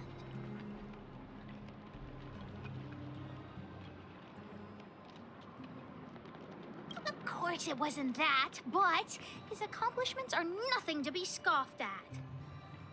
In the past, the kids in town were arch rivals to us at the orphanage. Those kids used to bully us, relying on the pocket money that their parents gave them. One time, they sent us a formal declaration of war, challenging the moles to a marbles competition. We were all well aware that we didn't stand a chance. We at the orphanage only had some old glass marbles we scavenged from the side of the road, which are no match for those rich kids' marbles. Nonetheless, Julian bravely accepted the challenge and triumphantly returned with a pile of colorful glass marbles he won. It was incredible.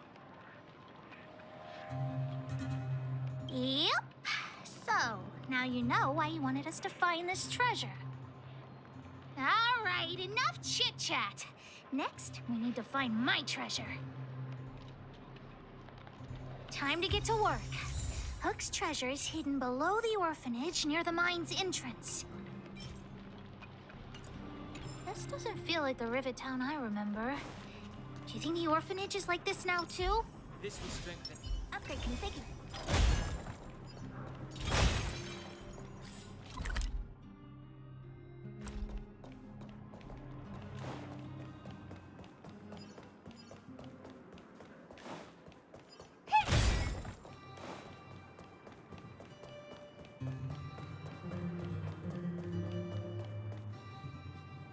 This place is nothing like it was before I left.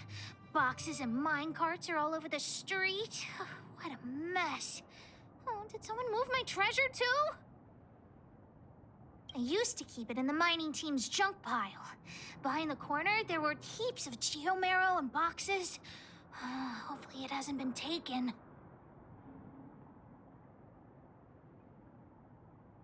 I'll look with you. We'll definitely find it if we work together. Hey! Keep at it.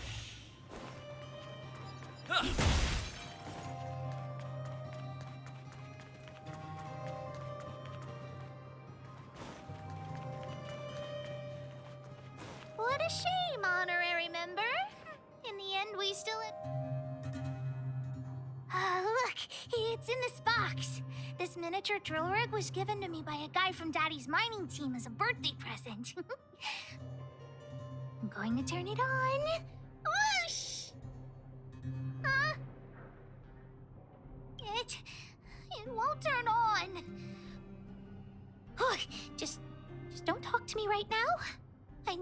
Calm down.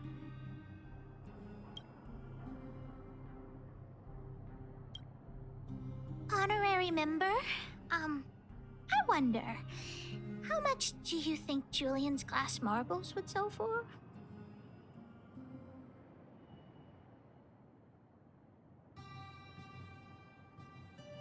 I wasn't actually planning on selling these marbles, but Julian gets his treasure and I get nothing. What a lousy bargain. Well, not as much as Diggertron, but that guy who gave it to me was pretty skillful. He could always make fancy things. Not possible. Daddy said that guy went missing one day and he never saw him again. Maybe he went someplace far away. I have no idea when he'll come back, so that definitely won't work. Oh, wait a second! I hid another treasure at the orphanage! I want to sell it, but if I want to buy Daddy a gift, I don't have any other choice. Honorary member, please, please help me look for it. Just one more time. Ah, yay! Let's go!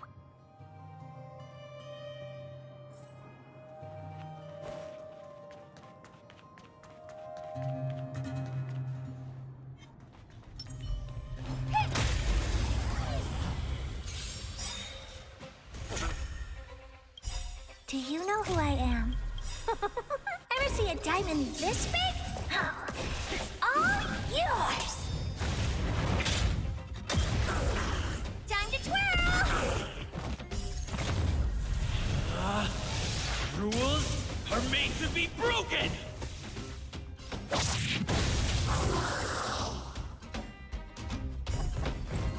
You won't get away! Step aside. I have no... Time to twirl! Let's make it quick. How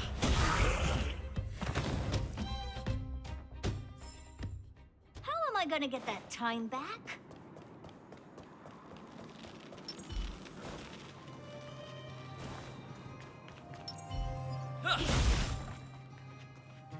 Why are there so many monsters here? I need to deal with them first.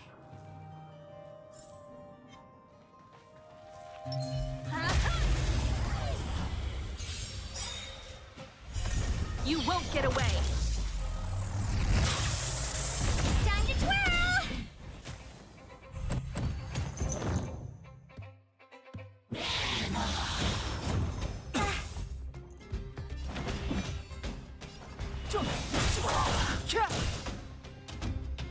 Time to twirl! Let's go. About this! Time to twirl!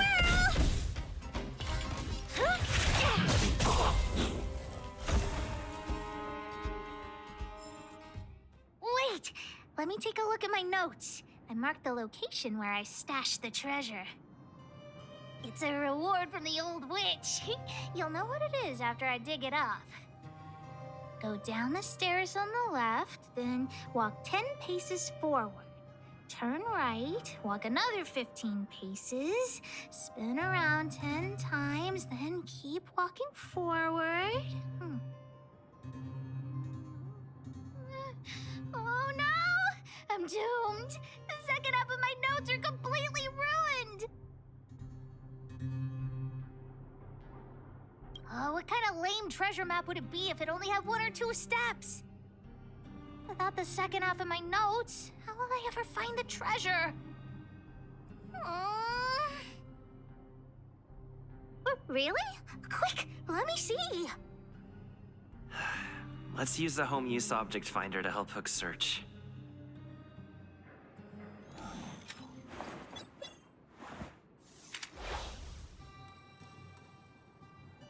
Beep, beep, beep! Finding the home use object finder at your service.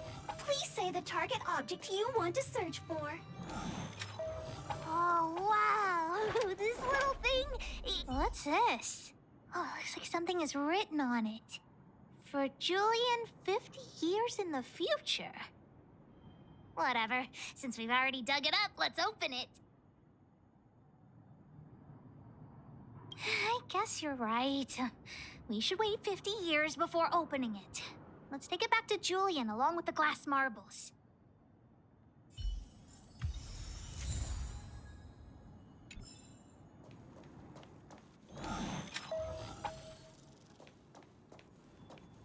Beep, beep, beep. Interastral Peace Appliances, your most trustworthy companion. Beep, beep, beep. Interastral Peace Appliances, your most trustworthy companion.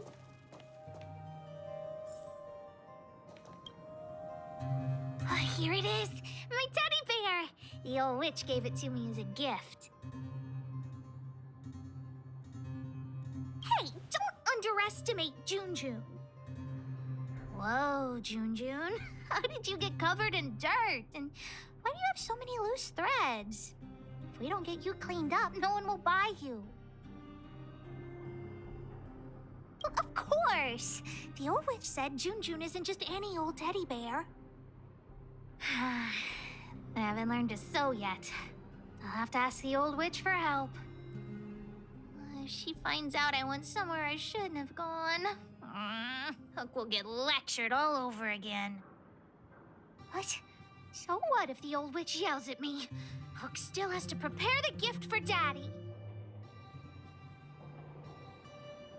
We found the treasure. Let's split. The monsters here give Hook goosebumps. Ooh, too scary. I'm warning you. Don't you dare tell the old witch about Hook's plan to sell the treasure.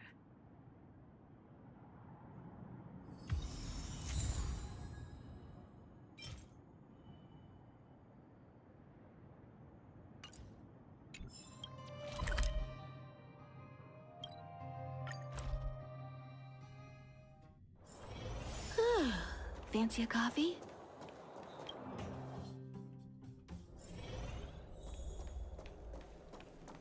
Hook? What are you...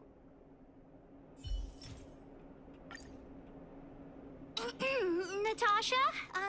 Jun's in bad shape. Can you help me fix him? I remember giving you June. I haven't seen this fella in years. Where did you find him? The wind brought him back to me. Be honest with me, Hook. Big Brother helped me find him in the Rivet Town orphanage. You had him take you to the Fragmentum just for this teddy bear? Hook, how many times have I told you? Natasha, please. Please help me fix June. I'll clean the clinic for you for a whole month. You say that every time, and then... Great! See you soon! Big Brother, I'll leave June with you.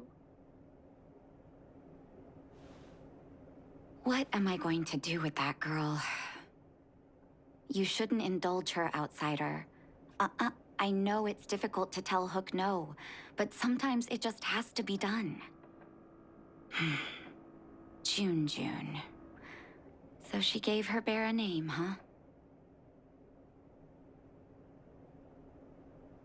Yeah, I've lost count of all the dolls I've made. Still, Hook clearly likes this one a lot. It was an award I used to give the kids in Rivet Town for good behavior. Can you imagine what an orphanage is like with so many difficult children? I had to come up with a solution to get them to behave. Hook pretended to be well-behaved for a month in order to get June. She ate on time, slept on time, even stopped fighting with the other kids.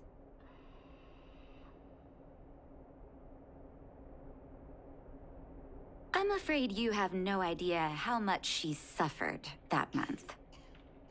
Hook has an uncanny ability to rally people to her cause, both adults and children. It's a skill, all right, and forcing her to be well-behaved puts a lid on it. Well, this teddy bear has sure been through the wars. Don't worry, I'll help Hook repair June. But I'll need to find some stuffing. Wait, look at the eyes. They must be... Erebus? Huh. Strange, I Didn't notice when I sewed them on. I'm no appraiser, but these two gems look to be high quality. Well, our war-torn bear here just became a priceless doll. Not bad, Jun.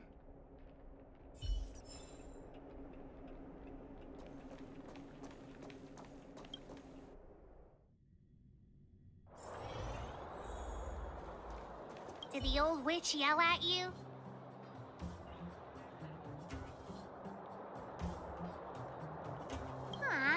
But you were only there to help Hook. I'm sorry, honorary member.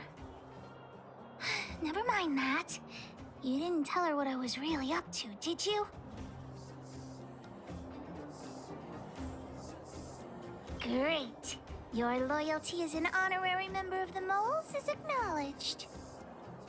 Anyway, why are you still standing here, silly? Do you have something to report to the boss of the Moles? Gems? Does that mean he's worth a lot of money?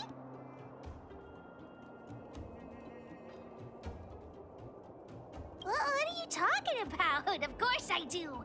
If the gems are expensive, Hook can buy a better birthday gift for Daddy.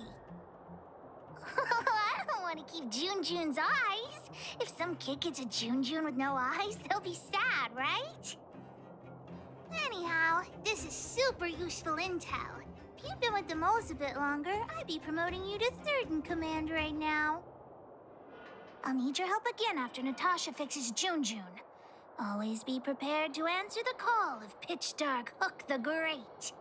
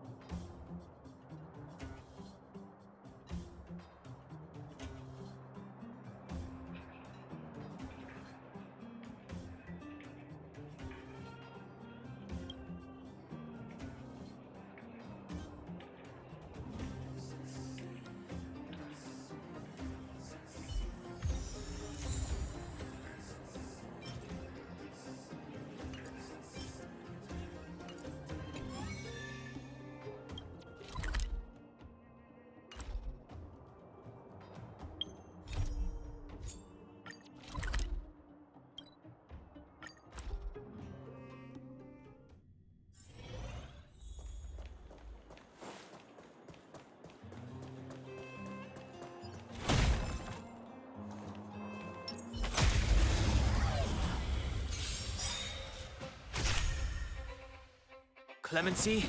Never heard of it. The time is now. Time to twirl! How about this? Time to twirl!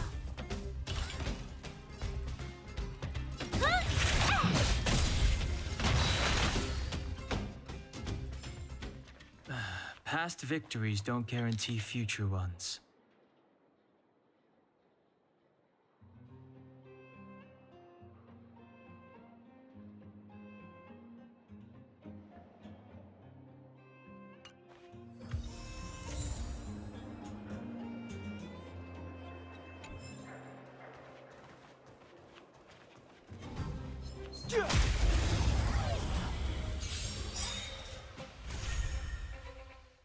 Step aside. I have no interest. Time to twirl! Let's make it quick. You won't get away!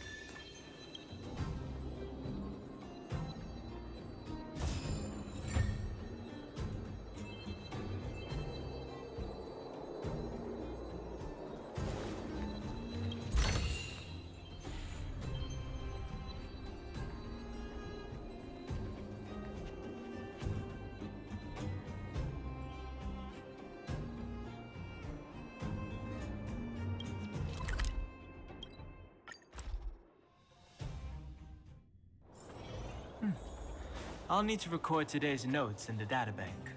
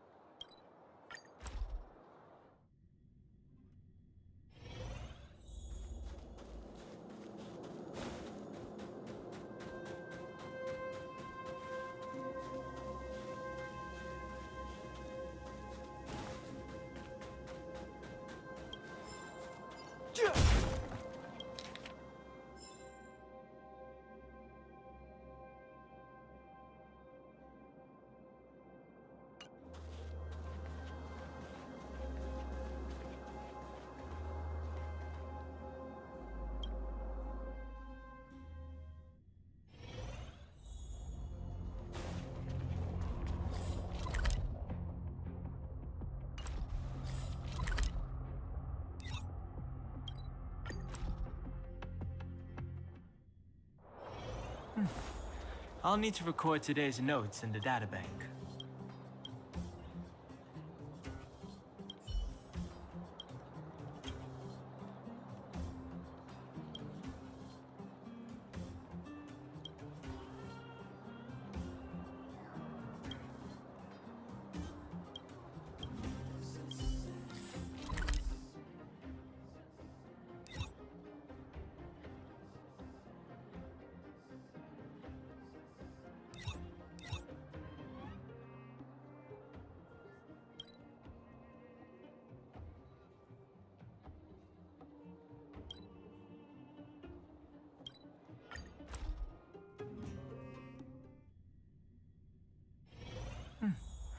I'll need to record today's notes in the databank.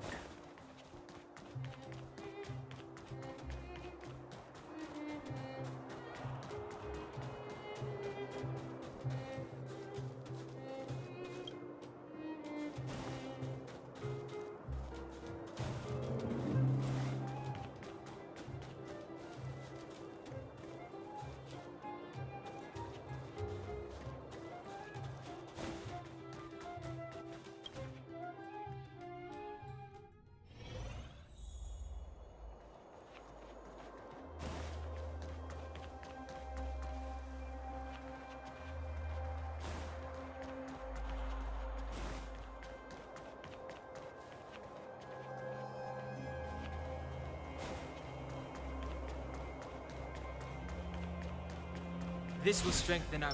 Upgrade configured.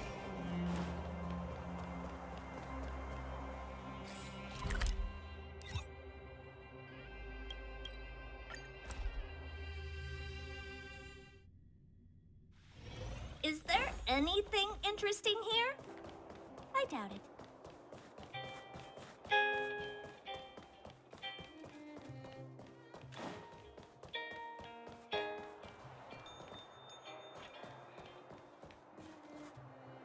I want to see the adventurous moles!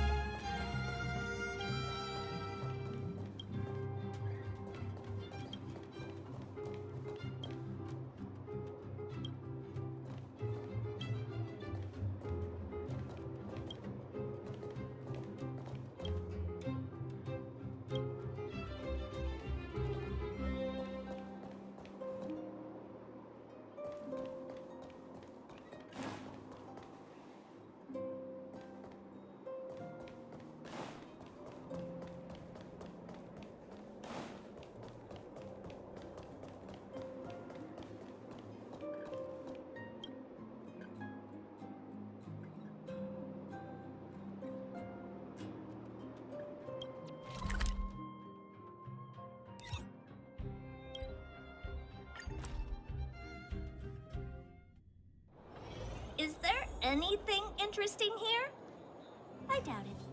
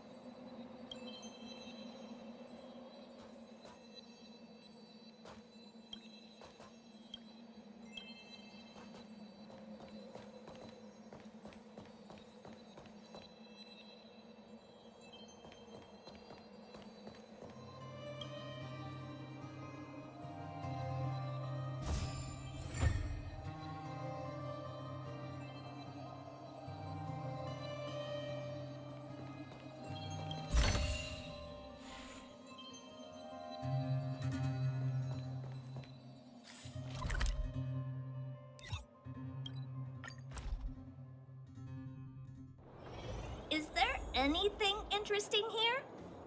I doubt it. Not bad. But the real me is better.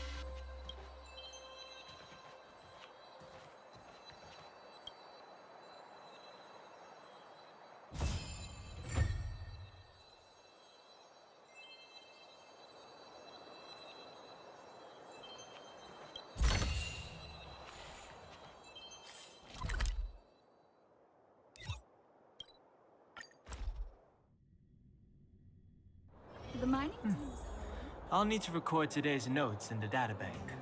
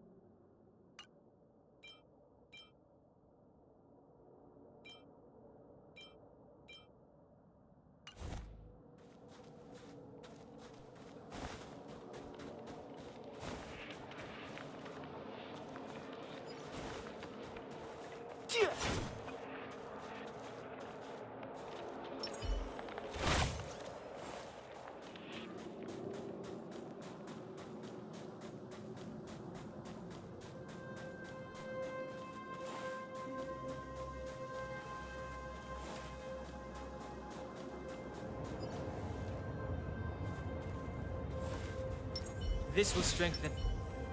Upgrade configured.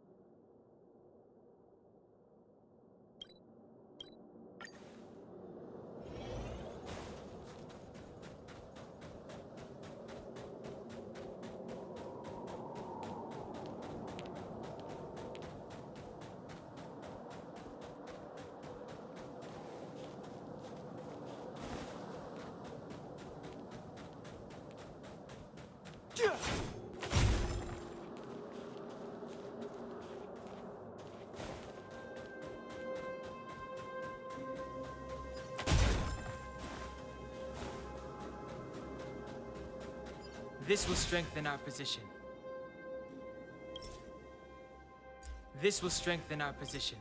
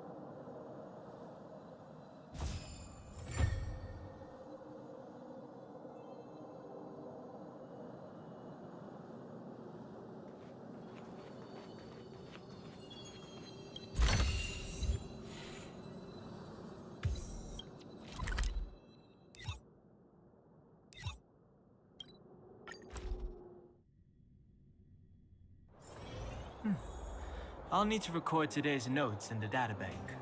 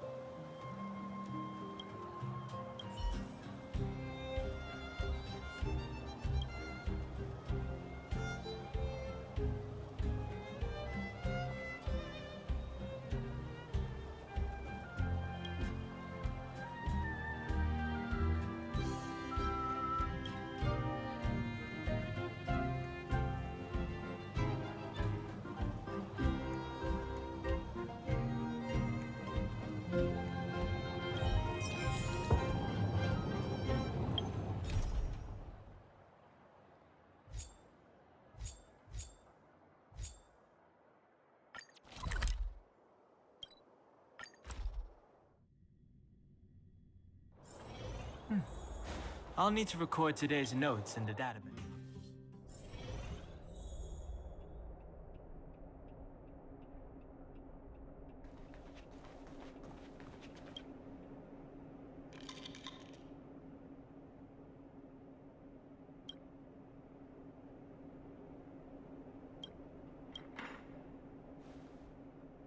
Can I talk to you for a moment? I have a favor to ask. Something rather personal.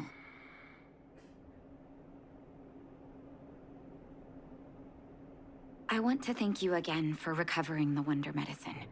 It meant a lot to me. But disposing of Vash's reagents isn't enough to solve the medical supply shortage.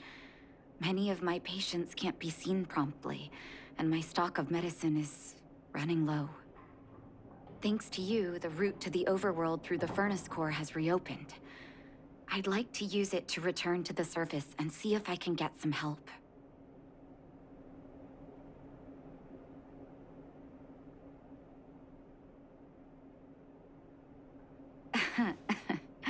Funny as always. Remember my adoptive parents I mentioned to you a while ago? After the reopening of the furnace core passage, I had an idea. I wrote a letter and asked Sampo to deliver it to my parents' old address. I didn't have high hopes, but amazingly, Sampo brought me my mother's reply.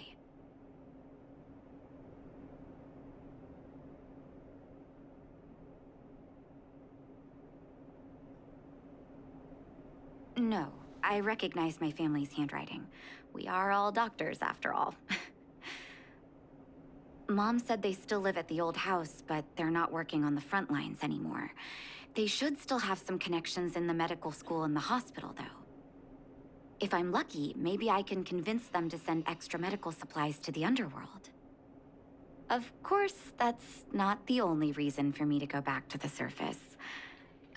I can't wait to visit my parents again, and I can tell from my mom's letter that they feel the same. If possible, I would like you to go with me.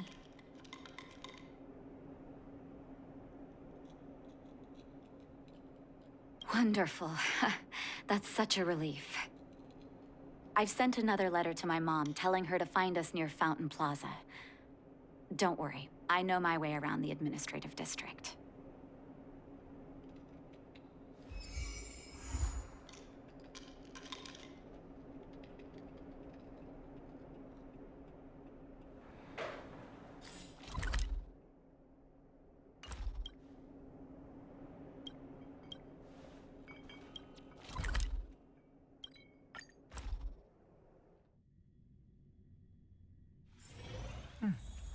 I'll need to record today's notes in the databank.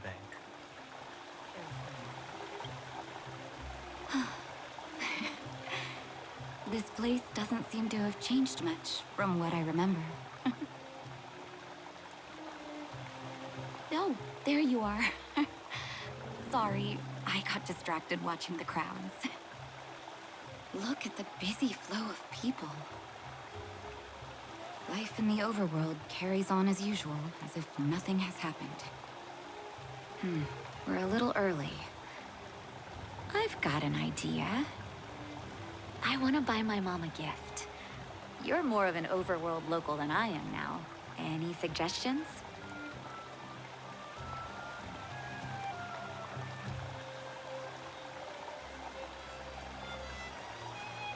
A play, huh? Sounds fun, but there's a chance it won't suit my mom's taste. Let me think. Oh, yes. I remember there was a florist in the overworld. How about we head over that way? I've been underground for so long, I almost forgot what flowers smell like.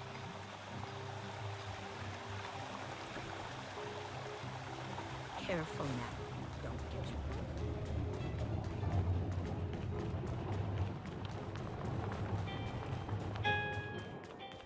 These ball peony blossoms are gorgeous. Eversummer? Was that always the name? Seems I was too young to get the irony back then. Sorry. I don't mean to sound cynical. Maybe it simply represents the people's hopes up here. Now that I think about it, sending flowers is quite the tradition in my family. Mom, Dad, Vash, and I, whenever something good happened, we sent each other flowers to celebrate. Do you want to hear a flower story?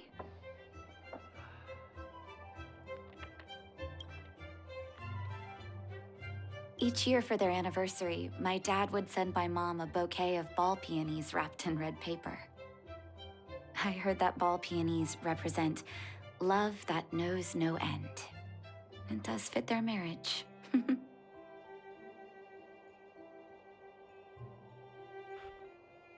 My father is a famous surgeon in Belobog. Because of his fame, people in medical circles paid great attention to his surgeries. He always had a lot of stress to deal with. Each time he finished a tricky operation, my mom and I would buy a single stem of sunshine and then pin it on the chest pocket of his apron. Sunshines represent warmth and love of light. For patients on the verge of death, my dad might have been the only light to penetrate the darkness around them. Vash. Out of everyone in my family, I think he probably appreciated flowers the least. Still, I remember the day he received his offer from the medical academy. My parents took me to the florist, and we bought him the most expensive marquise stem in the shop. When we gave him the flower, he failed to hide his smile. You can't imagine how hard it was to get him to smile. As an orphan, I never knew my birthday. My adoptive parents took me to the overworld and made the day I joined the family my birthday. And each year on that day, my parents would give me a bouquet of first snow. The number of stems represented how many years had passed since I joined the family. I only found out later that first snow represents beautiful memories. My parents gave me a beautiful childhood, and I still haven't had the chance to thank them for that.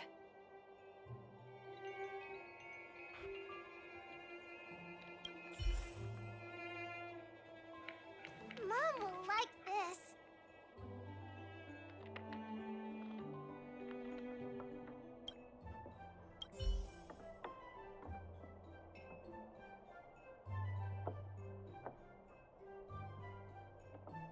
Oh, first snow, is it? 1 second. I'll get it ready for you.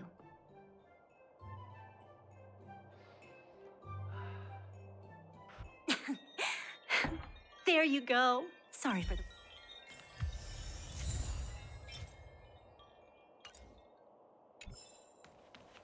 All done? May I have a look? First snow. Thank you. It reminds me of carefree childhood days. Those times were pure and innocent, just like these petals.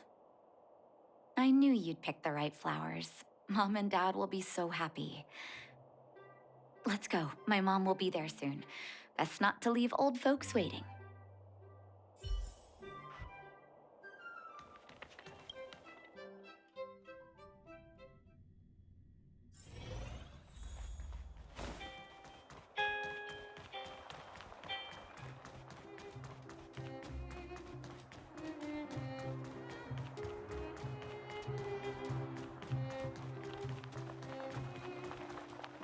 Come around and have a look.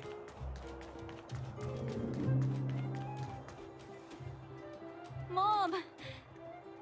Nat? Nat, is that you? Oh, come here, my darling.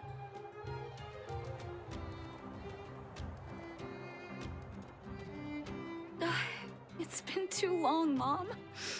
Too long.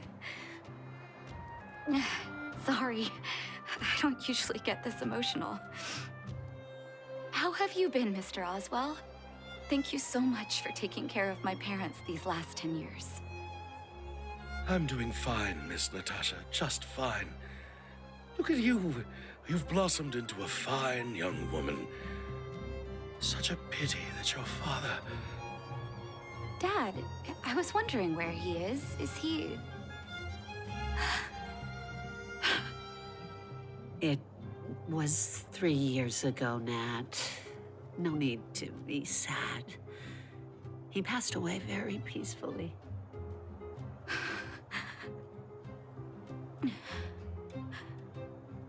I'm so sorry, Mom.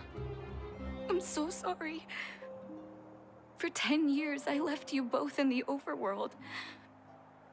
Mr. Oswell, I'm sorry you had to bear all this weight.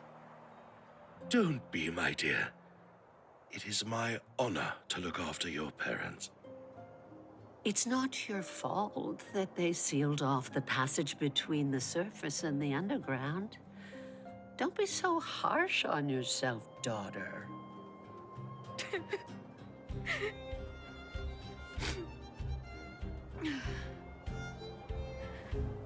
Oh, Mom. I have so much to say to you. But, there's an urgent matter that needs your help. I apologize. I wish this were a happier reunion. But there are too many suffering with sickness in the underworld. And you're the only person I can go to for help. Oh, there's no need to apologize, my child. I've heard of your deeds down there, and I know you've saved many lives. Your father? He would be proud of you. We have many connections in the medical academy. No matter what you need, be it medicine or data, I should be able to get it for you. Be the doctor you always were, Nat. We have all the time in the world to catch up later.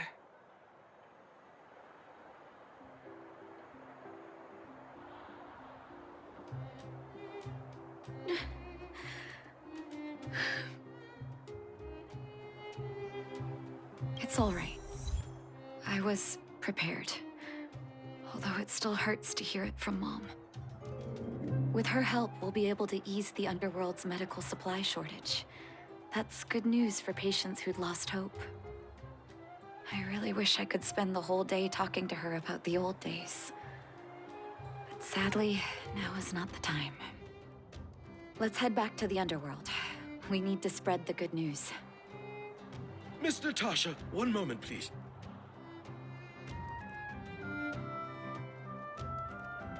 Mr. Oswell? I thought you headed back home with Mom. How come... I apologize, Miss Natasha. As a matter of fact, there's something I have to tell you in person. Something that Mom isn't supposed to know? You haven't changed a bit. Smart and sensitive. The fact of the matter is, in the first 2 years after the passage was closed off, I received many letters from Master Vash. What? Letters from Vash? Are you certain, Mr. Oswell? Of course, miss. I recognized his handwriting. You'll see what I mean when you read the letters yourself. Actually, those letters were intended for your eyes only. The delivery address was the underworld, but because of the sealing off of the passageway, the letters were sent back to your old house, to me. I don't understand. Did you not show them to my parents? I'm sorry, miss. I opened one of them out of curiosity. Master Vash stressed in the letter that your parents must not know what happened to him. That's why I put the letters in a secure place, waiting to hand them to you when we could meet again.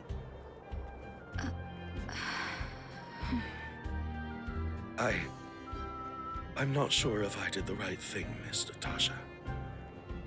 I just didn't want your parents to feel that their son was so close and yet so far away. Do you have the letters on you, Mr. Oswell? Let me take a look. Of course, here. You can tell it's the young master's handwriting.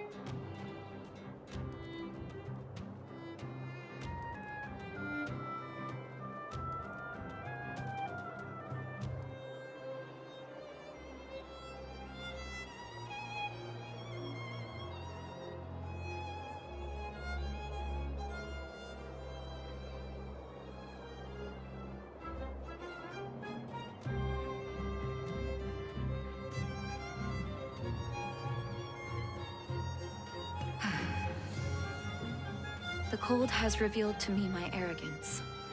How can a child who grew up in warmth ever begin to comprehend a cure to bitter cold? Vash didn't give up on his research into blizzard immunity, even after he left the city. I live in abandoned houses under broken roofs and continue my experiments. One step after another, I've made breakthroughs. I'm trembling, not because of the cold, but because I can feel I'm getting closer to the answer I seek. If what's in here is true, then Vash must have built a lab somewhere in the snow plains, and even made progress in his research. But how can that be?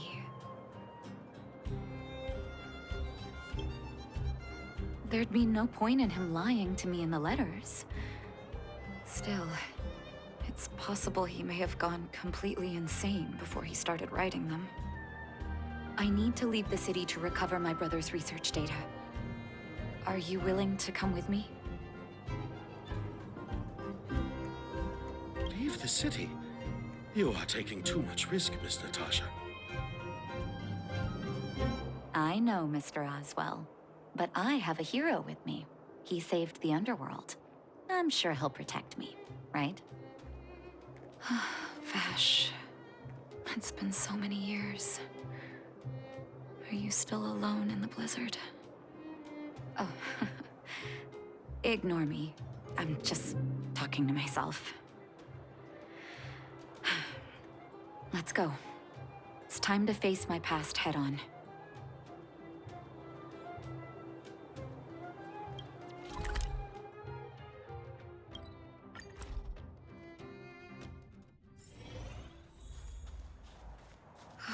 Such harsh cold. It's hard to imagine anyone surviving in these conditions. Unless blizzard immunity is real. Let's hurry up.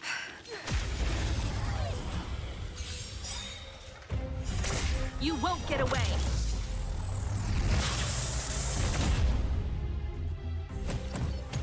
Clemency? Never heard of it. The time is now. Time to twirl! Let's go. Time to twirl! It's gonna hurt.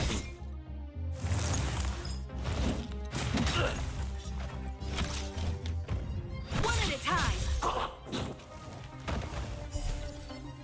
You won't get away!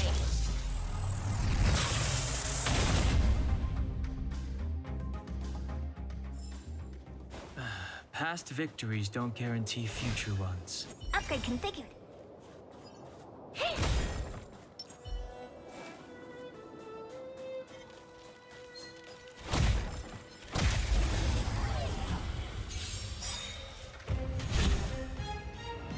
Step aside. I have... About this! You won't get away!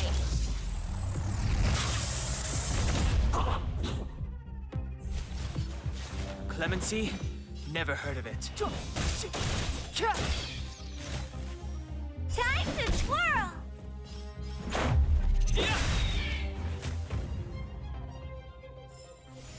One step closer to the stars. Here, this looks like lab equipment. Maybe Vash left it behind. Still, it's all just used test tubes, beakers, and other vessels. There's no sign of any sample reagents or lab notes for that matter.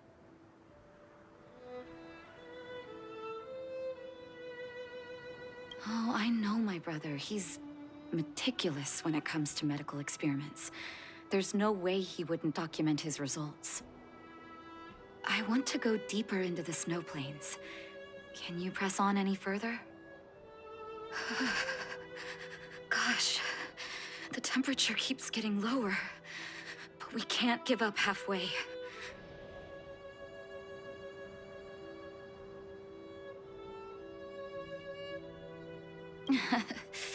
Oh, that's very kind of you.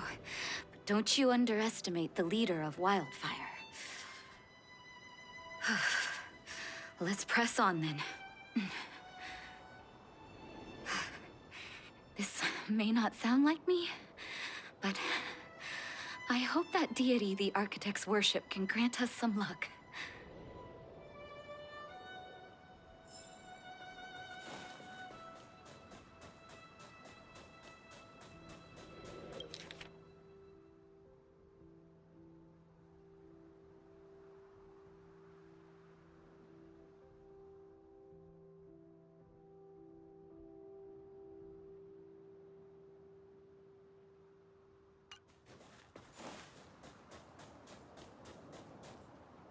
Citizens?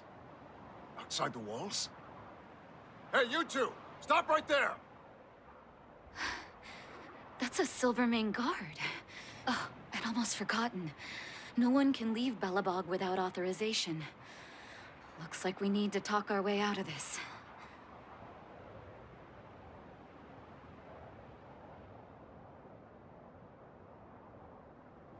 I can't say you sound suspicious, but I can't just take your word for it either.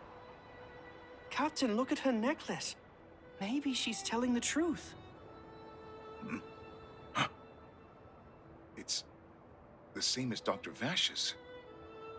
My brother does wear an identical necklace. Do you know him? Are you really his sister? Dr. Vash saved a lot of my soldiers. Saved your soldiers? Yes. Take a look at the guards patrolling outside the city. All of them are risking their lives. Aside from the monster-related casualties, we lose men to frostbite every year. But thanks to the medicine the doctor leaves us, my soldiers are able to withstand the cold. They can make camps in the snow plains as footholds for our patrols. If it weren't for the doctor, we would have long since frozen to death. Medicine. Blizzard immunity.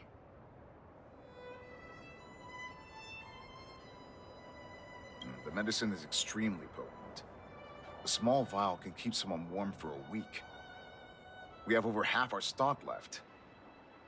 Dr. Vash is elusive. My squad only met him once, and he didn't seem like the talkative type. He leaves the medicine at specific locations, and our patrols go there to collect it. Speaking of the doctor, it's been a long time since we last saw him. At least 2 or 3 years. I hope he's alive and well.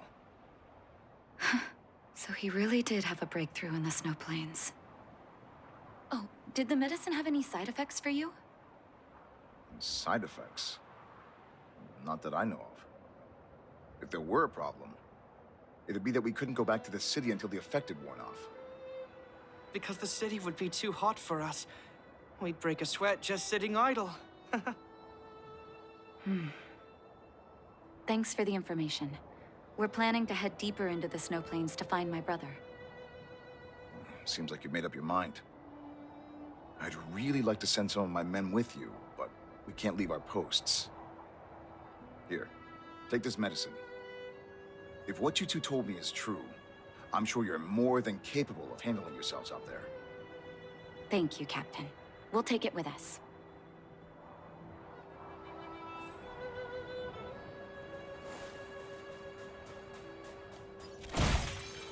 This will strengthen our position. Upgrade configured.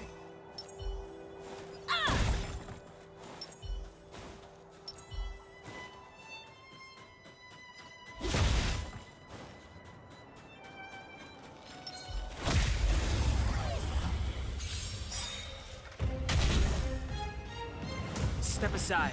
I have no interest in stopping. Let's go. You won't get away!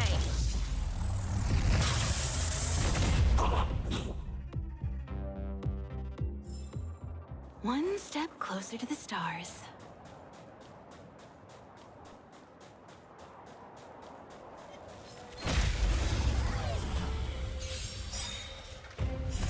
You won't get away!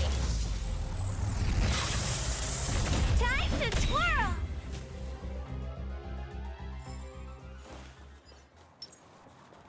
This will strengthen our position. Upgrade configured.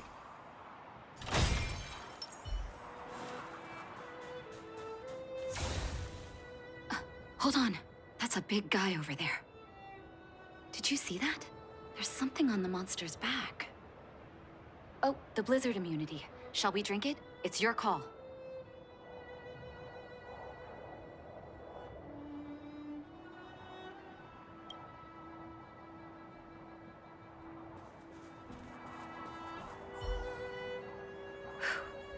I'm ready.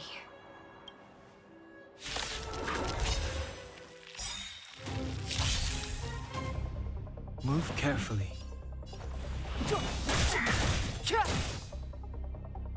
Let's make it quick. Time to twirl! Perhaps you still don't understand. Humanity never conceals its desire to control the heavens. And I'm no exception.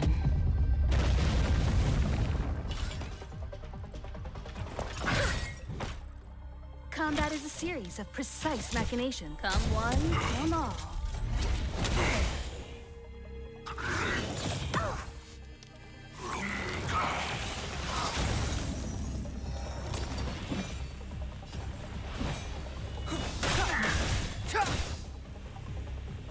Time to twirl! Let's go. Batter up! Time for a detailed You won't get away!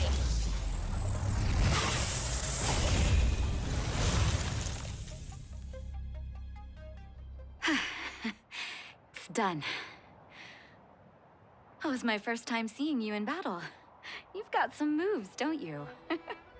No wonder you were able to save the underworld. Let's have a look over there. My gut tells me we should find something connected to Vash.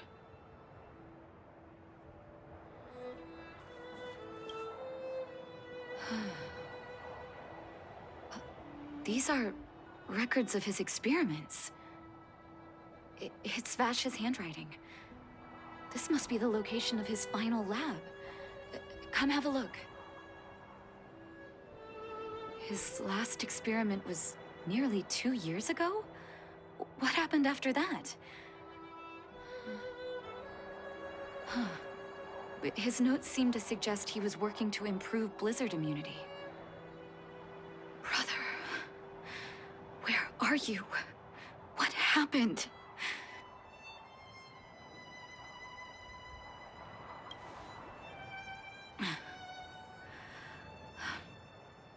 Sorry. I needed to take a moment. After seeing the letters Mr. Oswald kept for me, I was hoping things might have ended differently. I shouldn't have asked you to come with me to such a dangerous place.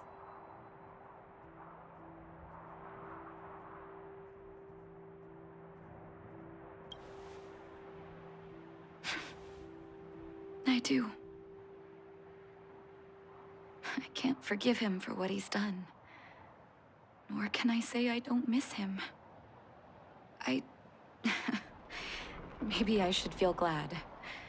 The medicine might not have been what he wanted it to be, but it came to something.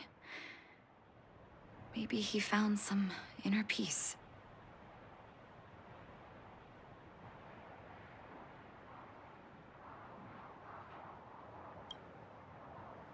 You're right. There can be no forgiveness for the crimes he committed. He didn't deserve the title of doctor. But maybe this blizzard immunity can now bring benefit to others, even if it was made by a monster. Human beings really are conflicted life forms.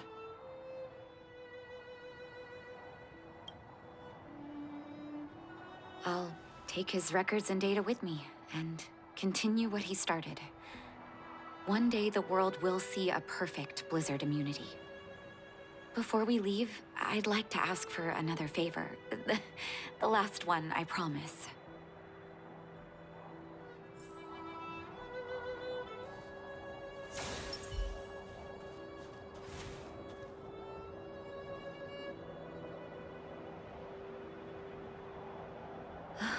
That should do. Hope it can withstand the snow.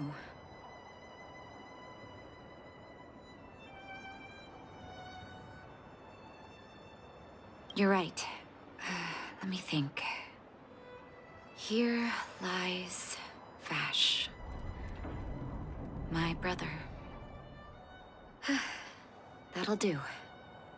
Thank you for helping me. I feel like a great weight has been lifted. So long, brother. Hope you don't forget Dad's teaching. A doctor does not get to choose his or her patient, my children. Remember, never say no to those who come to you for help. Never.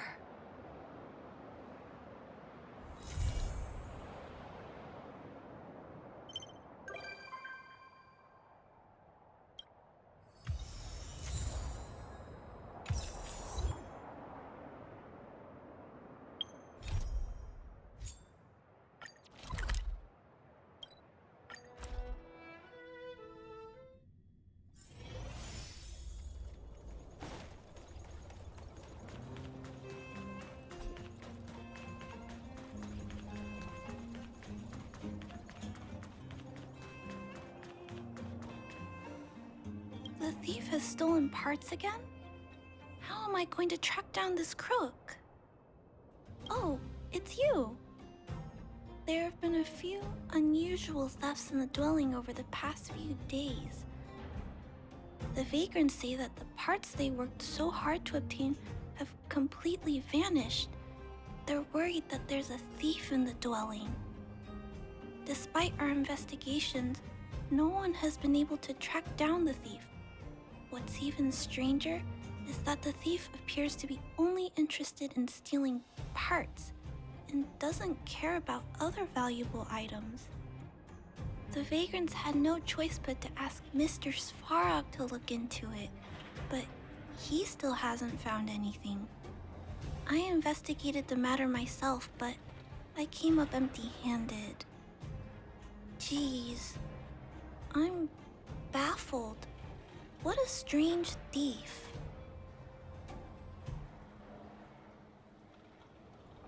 That look on your face is a bit scary. But if you're willing to help look into this case, perhaps we can uncover some clues that I missed. Oh, I heard the vagrants on patrol last night ran across the thief again, but I haven't had time to look into it. Should we go ask them?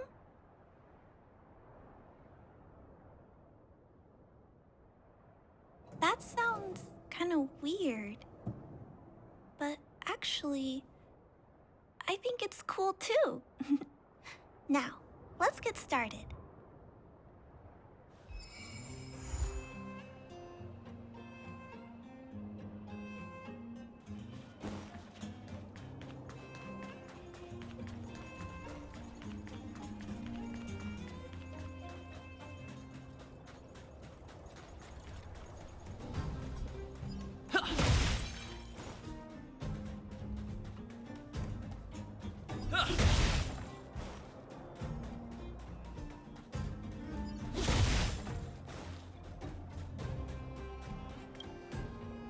Sir, how are you? I heard you saw the thief who stole the parts last night. Can you tell us what happened? Ah! Who's there? Oh, Clara, it's you. I thought it was... You scared the living daylights out of me. I did see the thief last night, but who is this person next to you?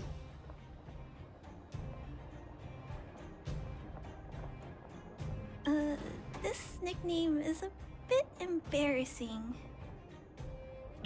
Detective? I see. You're here to help catch the thief, right? It's great that there are more people here to solve this case. Hold on. I'll explain what happened last night. Just let me gather my thoughts first. Oh, okay.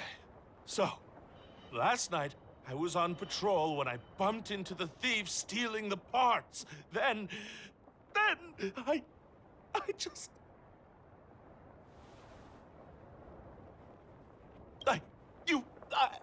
I'm sorry. Last night was just so terrifying. I'll continue. I was cold and hungry while on patrol last night, so I decided to return to the dwelling and heat up some leftover canned food for a snack. But when I entered the tent, the thief's silhouette scurried across my vision. I couldn't see the thief's face because the tent was so dark, but I could tell he wasn't a nice guy. Because when he turned to flee, he swung a knife right across my face. In that moment, I really thought I was going to die. I could feel the blades chill on my cheeks and smell its rusty scent. The weapon that fella had was definitely a metal one. That's the only thing I'm certain of. Also, I saw the outline of him in the dark. The fella's head was absolutely square. Yes, you heard me, square. Can you believe that? Someone with a square head? It was truly terrifying. Oh, you're right. I see. I'll jot it down. Sir, please take a deep breath. So, the thief was armed with a metal weapon and had a, square head, correct? Yes, that's correct. I'm struggling to make sense of these clues. Do you have any thoughts?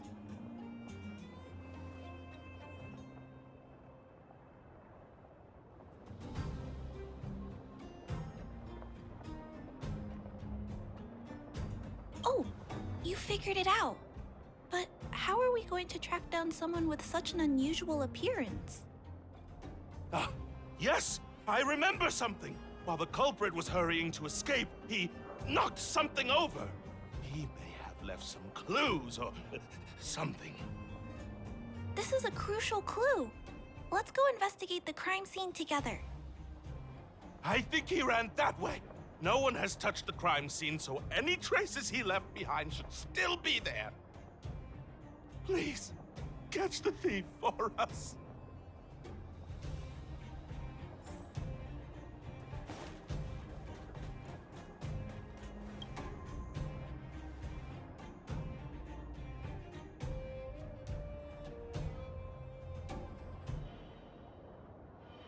Take a look at these marks. These are very suspicious. Could they have been left by the culprit? They point in that direction. Let's go take a look.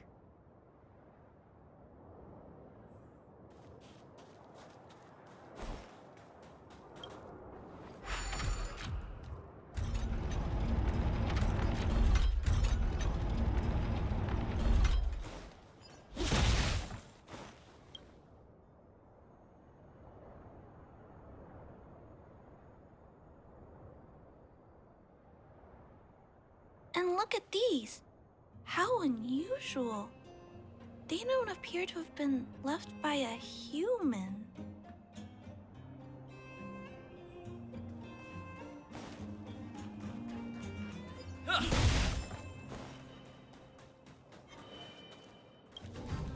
The tracks stop here. I guess we'll have to look around for other clues. This is where the mechanical waste is disposed of, though. Could it be? Hey! You're being too loud! If the culprit is nearby, he'll just run away. Let's split up. Wait! What's that noise?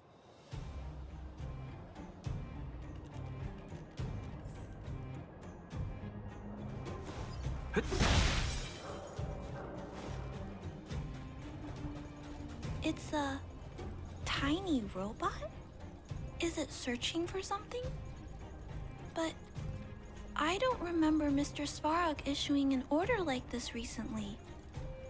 It looks like it's carrying the vagrant's missing parts. And those tracks and metal scratches we noticed earlier.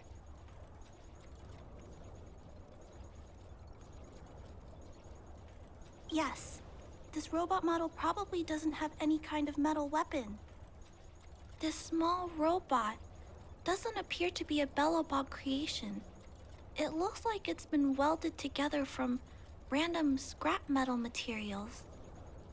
Oh, it appears to have a small mechanical arm. Ah, it's noticed us.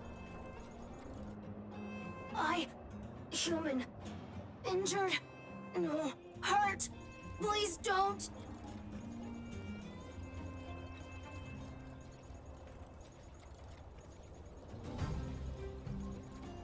Wait! Look! It doesn't appear to be trying to flee or attack us. It appears to be trying to say something. Human, please, don't hurt. Is it trying to say, please don't hurt me, humans? Human. Parts. Rivets. Need. Repair. Need. Town. Parts. Need. Hurt. Don't. It appears to have a malfunction, but I think I can understand it. It seems that it needs these parts, and it's begging us not to hurt it. I've never seen a robot with this kind of malfunction before. What happened to it?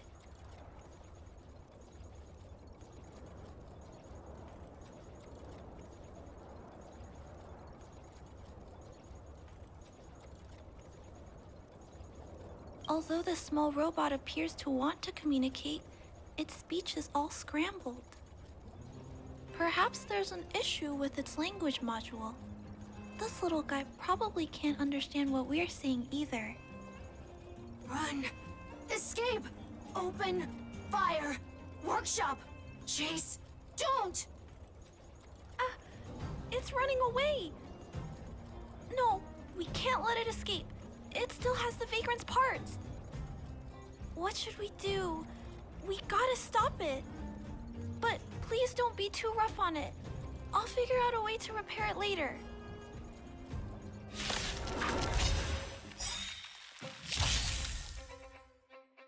Hurt. Pain. No. Hurt. Don't. Pain. Suffer. Sorry. Parts. Sorry.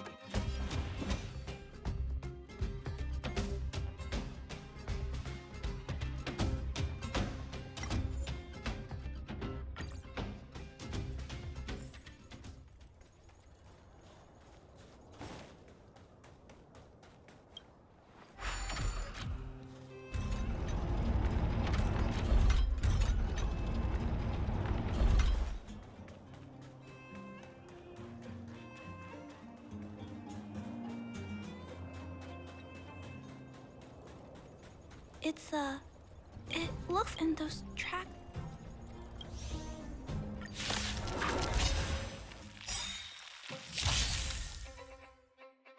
Hurt. Pain. No. Hurt. Don't. Pain. Suffer. Sorry. Parts. Sorry.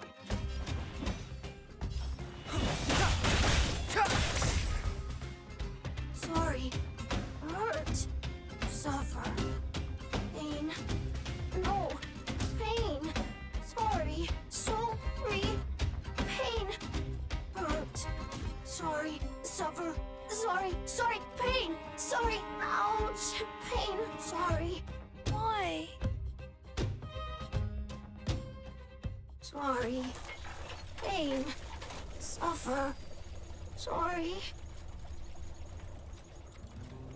It seems to have stopped working.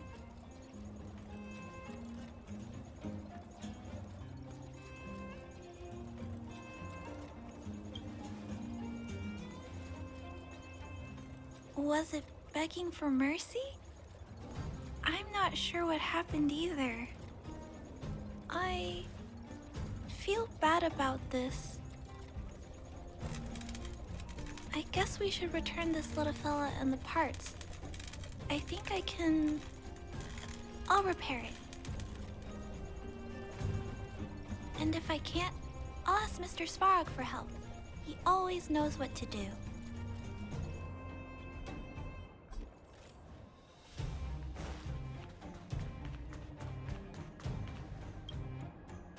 Initiating assessment of the robot's condition. Please wait, Clara. While Mr. Svarog is assessing this little fella, let's give it a quick checkup ourselves. This paint job and these custom parts, and the way the parts are attached, it's all quite strange. But one thing is for certain. This little fella is not under remote control. He's operating entirely of his own accord. Its design is, well, unique. I've never seen a robot with a design like this before. It really seems like something that was thrown together rather quickly. Its creator most likely didn't consider whether the system would function properly or not. Is it a failed robot pet creation that has been abandoned? But if it's a pet, then why would it gather parts itself?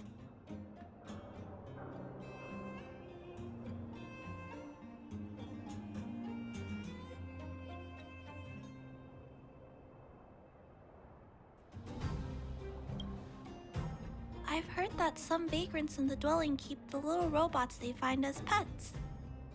Some vagrants also make modifications to their pets, which they call pet upgrades. Pets like that are pretty rare, but some of the folks who have them have formed a small community to share ideas. Some are interested in nurturing robots. Others force them into battle. If my memory serves me right, the parts this little fella stole were originally designed for that kind of pet upgrade.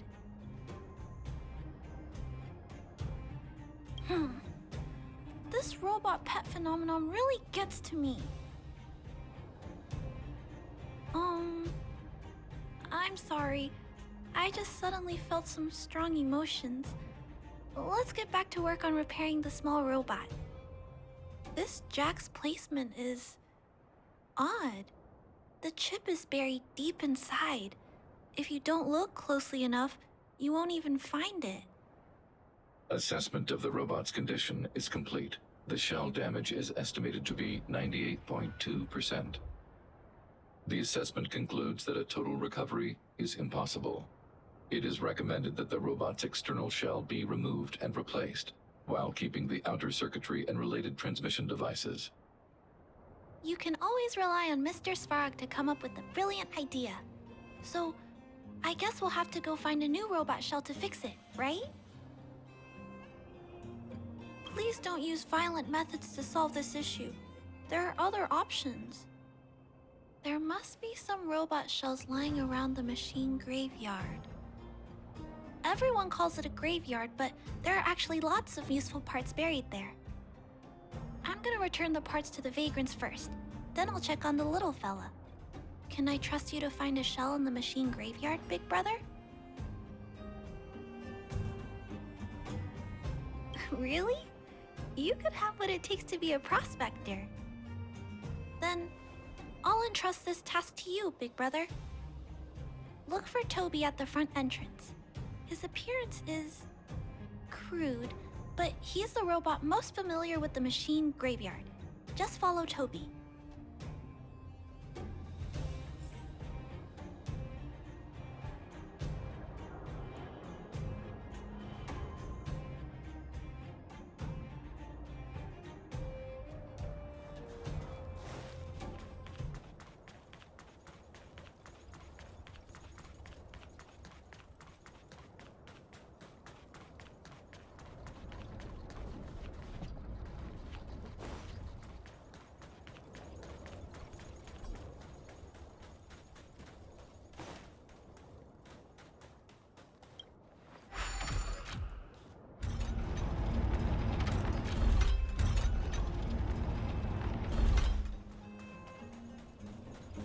Hello, guests of Miss Clara. Please do as you wish. It's my honor to serve you.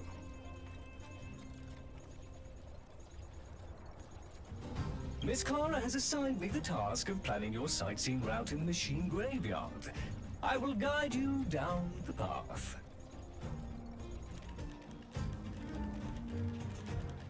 Would you like to engage in super speed mode? If so, please confirm by spinning counterclockwise 10 times, then clockwise by 270 degrees.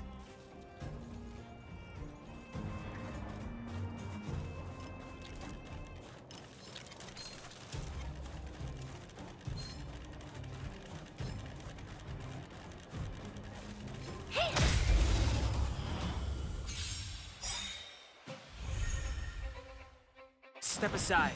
I have no interest in... Time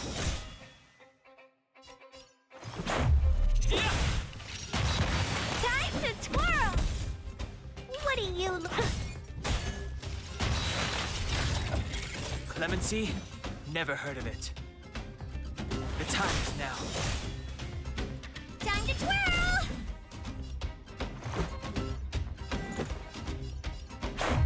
How about this? Time to twirl!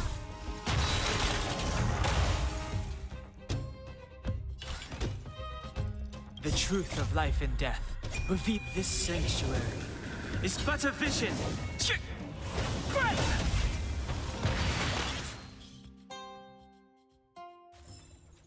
How am I gonna get that time back?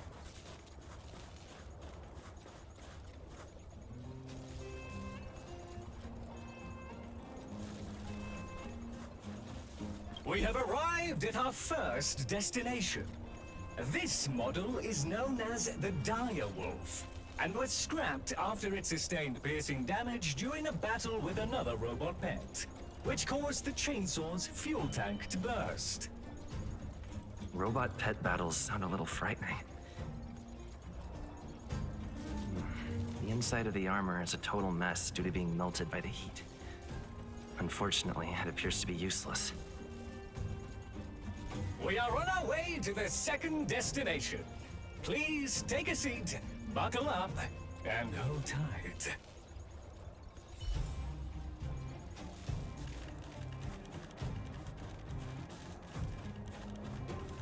Caution! You have exceeded the speed limit. Please obey Bellabog traffic laws. On the road, safety is the top priority.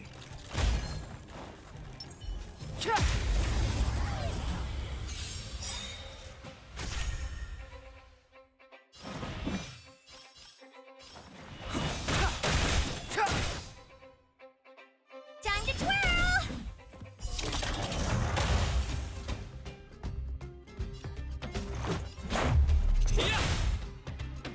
Time to twirl! You must be honored to meet me. It's gonna hurt.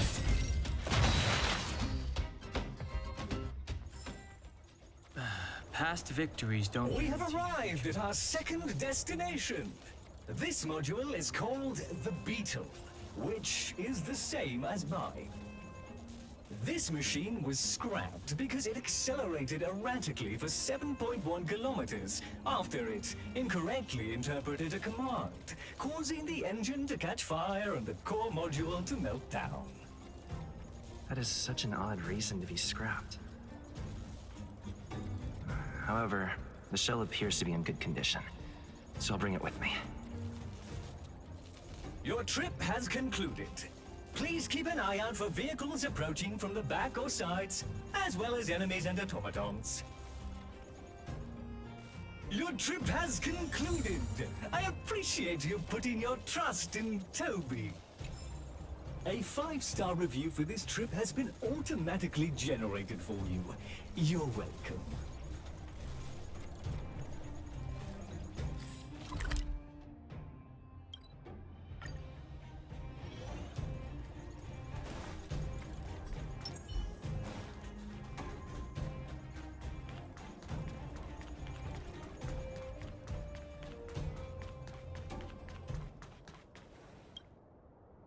Clara, it's time for a break. You shouldn't repair machines when you have negative emotions. It's bad for your physical and mental health. Don't worry, Mr. Svarog. I'm fine. Oh, you're back already. How did it go? Did Toby help you find a shell?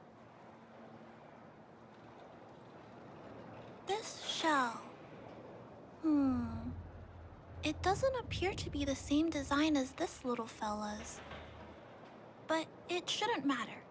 The structures of these small robots are nearly identical. Thank you for bringing this to me.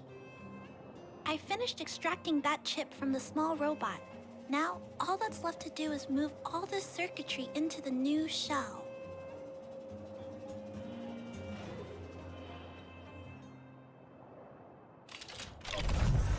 Although its appearance has changed a lot, I think we did a good job. But what I just did, is it any different from those pet upgrades that the Vagrants performed? Not compatible. Incompatible. Huh? It's making a strange sound. Incompatible.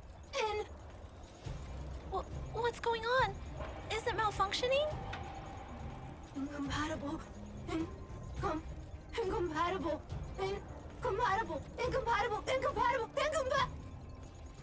Risk level high. Clara, get away now. Big brother, watch out! It's out of control! Incompatible. Incompatible. Make it quick. Batter up! Time to twirl!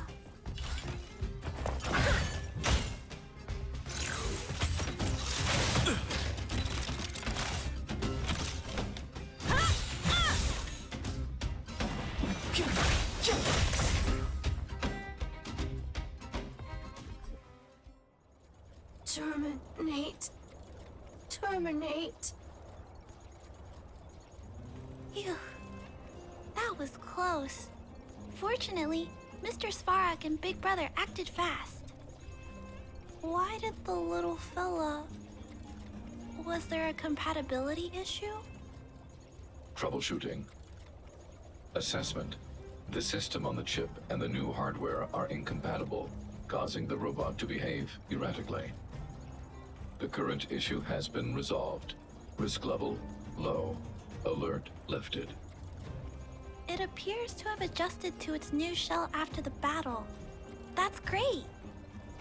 But I'd like to keep a closer eye on it for a while. Compatibility tests should take a few days. Hopefully, it'll be all back to normal by then. I'm also curious about where this little fella came from. Could you please come back later, Big Brother? I need to look into something. I may require your assistance. Thank you, Big Brother. I'll text you when this little fella is fixed. Mr. Svarog, I'd like to give this little fella a name. Any ideas for a good name? Accessing name database. Search results. Abby, Abigail, Ada, Addison. I should come back to Clara later.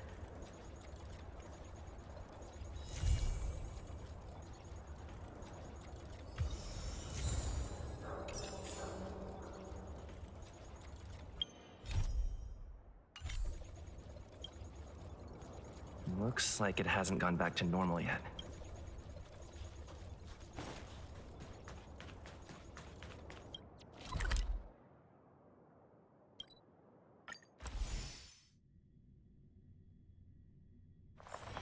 It's getting late. Where to now?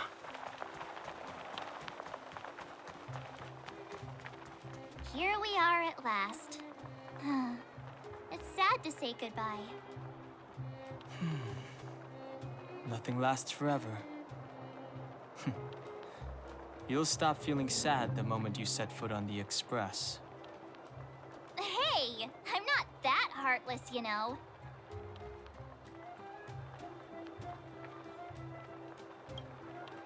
Priorities? What do you mean? Are you saying rebuilding the underworld isn't one of your priorities? Of course not. I'm just saying we have limited assets and we need new parameters. Assets, parameters. You sure love your fancy words. Forget it. Leave it to me. I'll go down myself. Come on, Seela. I won't leave you to— Look, Branya!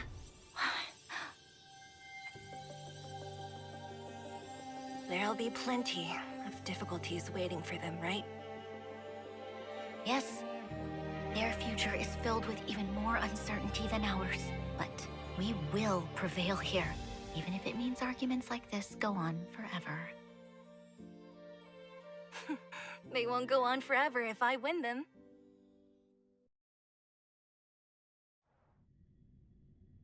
Welcome home, you three. Himeko, Mr. Yang! Team Trailblaze back from duty. Mission 1 accomplished. Although Welt and I didn't get the chance to go with you, I can tell you worked hard to bring things back to normal. Well done, everybody. And especially you. I heard a lot of good things about you.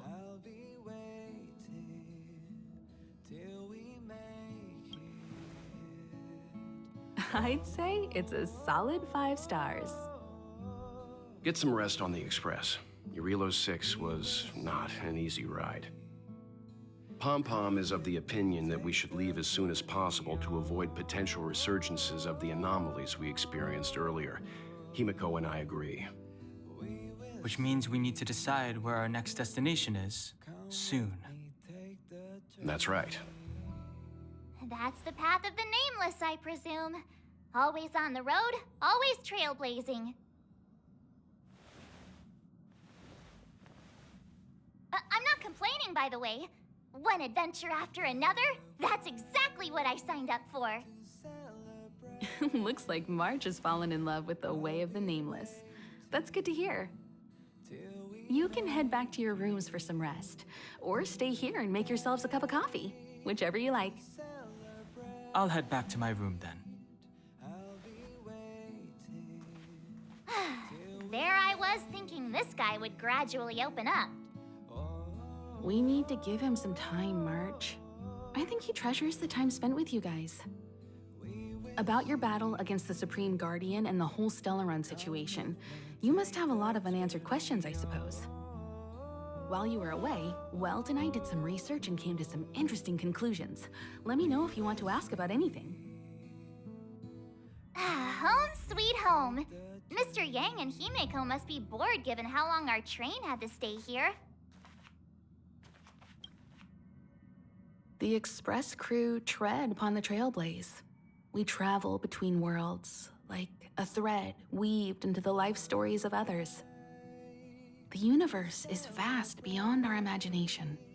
It's a miracle that our paths converge. The fact that we get to know and travel with each other can only be seen as the design of destiny. Thank you for becoming our companion. I'll do my best to answer any questions you may have. Sure. Oftentimes, those who are involved in historic events don't have the opportunity to see things from a wider perspective. I hope as an onlooker, I may provide some help. Klapoth the Preservation is known for their indifference. Unless you become a zealot like those with the corporation, it's hard to share in the Eon's power. Determined to preserve the world they loved, the architects held on for hundreds of years. But as the Fragmentum continued to advance, their already wavering faith started to show some cracks. And one particular guardian, Cocolia, abandoned the path of preservation altogether. In contrast, you stood your ground and proved your faith in the Amber Lord. Judging by how the battle turned out, Klapoth responded to your wish. Their gaze infused you with the power to wield the weapon of a supreme guardian and to take control of the Colossus. Don't mention it. Welt and I may have stayed on the Express this whole time, but we've been watching over you from the moment you set foot on Eurilo 6. Friends look after each other. The same goes for us Nameless. Please remember, no matter where you are in the universe, the Express will always be behind you. Is a Stellaron, there's no doubt about that. What I've gathered so far suggests it's likely that the Supreme Guardian was corrupted by the Stellaron at a very young age. All the tragedies that came after can be traced to that point. On the flip side, we can't judge Cocolia too harshly. Imagine if it were you or me who had to sit on the throne and watch the city slowly being brought to its knees. Would we not question what we believed in? Sure, ask away. We've got plenty of time. Welt may be better equipped to answer that. But if you want my 2 cents, I'd say it's unlikely. I guess it's possible, but it would take a long time. I can tell from your report that the new Supreme Guardian of Belobog is a smart young lady with leadership qualities. What's more important is that she now understands her people after the journey with you. The firm and honest support she gets from people around her will also prove immensely useful. But fate likes to play tricks on people.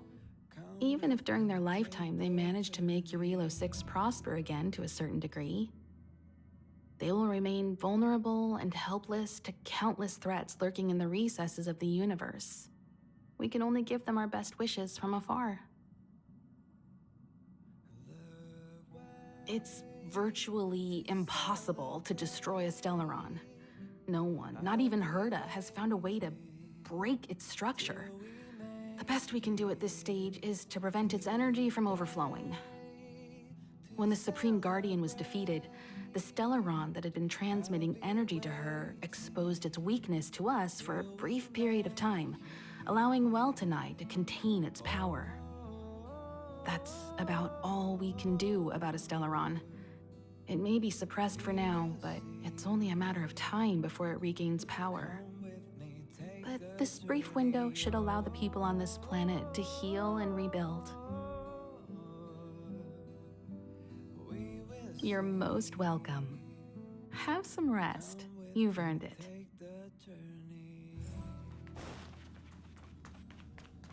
Shh! Checking star rail stability. Pom-Pom needs to focus.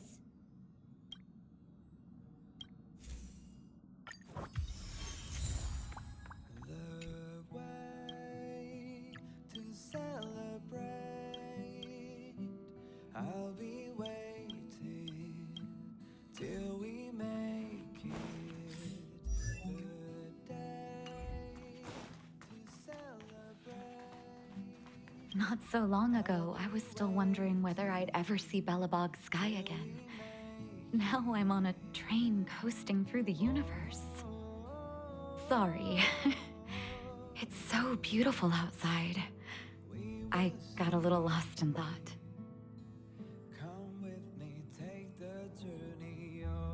I'd love to come visit more often, if you don't mind. When I stand aboard the Express, I can feel that you and I are really the same. Manifesting our own futures in this universe to the best of our abilities. Everyone's working hard for the bigger picture. I believe I'll have lots of happy memories here. Thank you for inviting me aboard the Astral Express.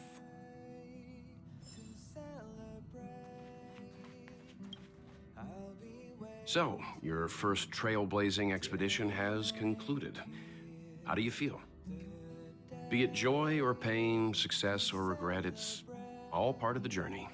Those feelings will accompany you as long as you tread on the trailblaze, and one day you'll grow used to them. It seems you have something on your mind. Let's hear it. I'd like to hear a fresh perspective myself. As talkative as Himiko is, we've pretty much run out of topics. I'm afraid not. As I've mentioned before, the Stellaron's influence on Eurilo 6 is more profound than we might think. I don't think Belobog's fight against the lingering effects of the Stellaron will end anytime soon. But the balance of power is tilting ever so slightly towards humanity, the crucial factor being the hope you brought about. As intangible as it may sound, don't underestimate hope, because the power it inspires has no limit. Like the Stellaron, it's a seed that may grow into something much bigger. But, in my opinion, the fruit that hope bears will have a much bigger impact than that of the Stellaron. Is that so? Well, I think you did the right thing.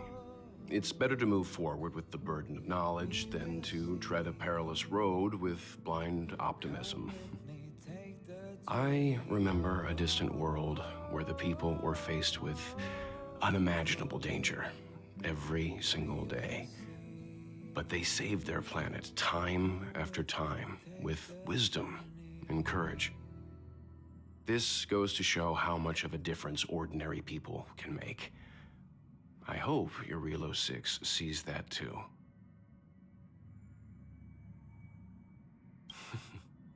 I too wished to go with you, but Himiko insisted on letting you and your friends rise to the challenge. I'd been observing what's happening on the ground from the Express, and I have to admit that I got sweaty palms a couple times. I was glad to see you three meet friends you could trust and overcome hardships. Well done. Himiko was calm from the very beginning. She kept telling me to trust you youngsters' decisions. And she was right. I really need to stop worrying so much. Likewise. Get some sleep. We'll be heading off again soon.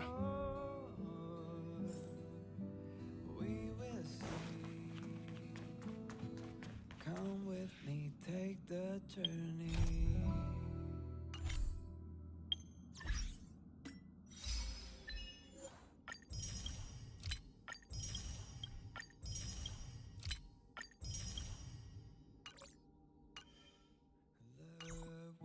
Pom-Pom, we're back!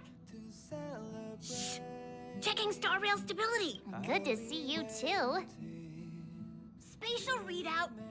Back to the normal bracket. Star rail stability keeps rising. 56%, 57%. The numbers have stabilized. Dispatch the Express. Oh, welcome back to the Express. You've accomplished your Trailblaze mission. The Express appreciates your help. Thanks to you, the Space Fisher is healing up, and the Star Rail has become stable enough for us to dispatch the Express. As for the coaches, Pom-Pom's checked every nook and cranny and made sure everything's in good order.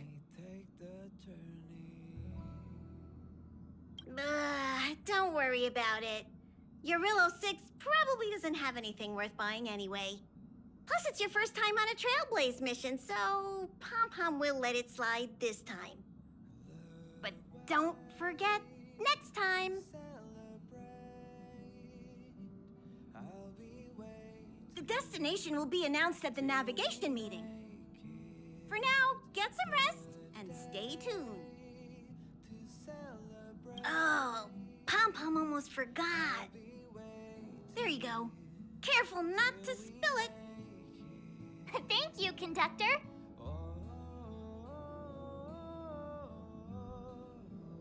Right away.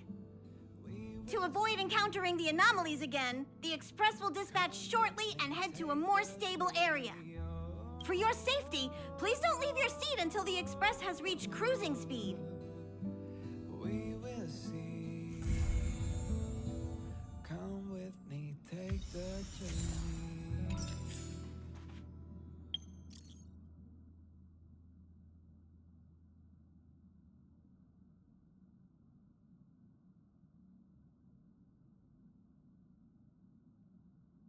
The way to celebrate. I'll be waiting.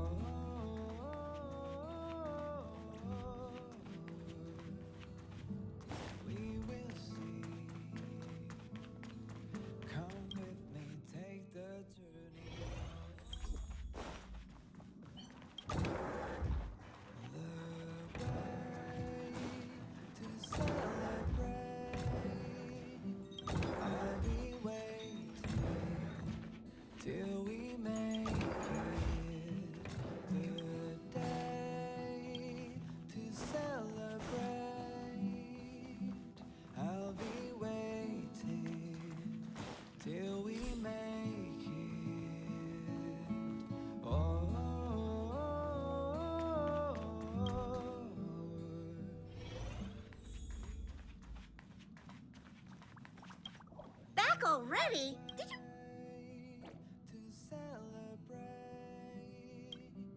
I'll be waiting till we make it the day to celebrate. Nice. Till we make it. Hello? Hello? It's about time we hit the road, passengers. Thanks to the 3 Trailblazers, the activity of the Fragmentum has reached the lowest level, and the readings regarding the status of the Star Rail have returned to normal. Pom-Pom will dispatch the Express shortly, and we'll be leaving Eurillo 6. Please be seated and say your goodbyes to this planet.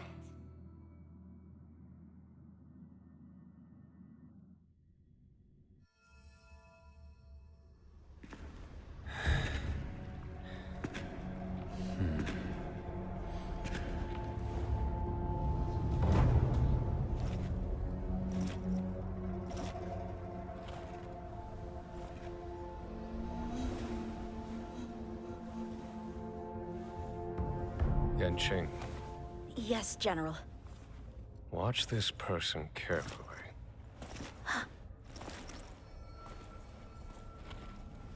Do you remember me?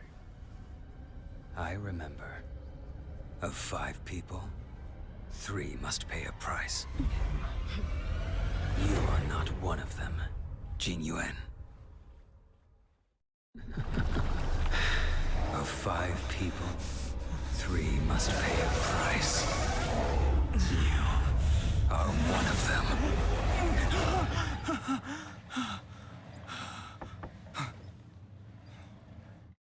Hold on. I'll be there soon.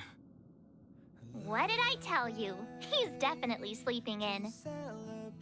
We Trailblazers can go days without sleep, but when we do hit the hay, we have to make up for it. Anyway, no point wasting our time in the corridor. The conductor wants us to attend a warp navigation meeting. Same old location, apparently, and we can't be late. Let's head over. Oh, by the way, you drew the short straw. It's your turn to wash the coffee cups this week. We will see. Come with me, take the journey.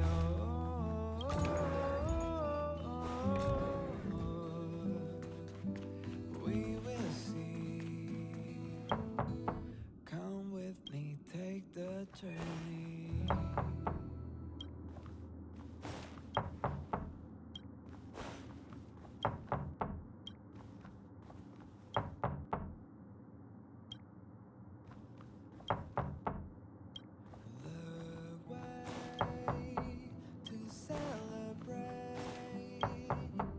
I'll be waiting till we make it. Morning. You're very punctual. No need to worry. Dun Hung's rarely late. I'm sure he must have a good reason. Dun Hung's situation is special. We hope to protect him to the best of our ability.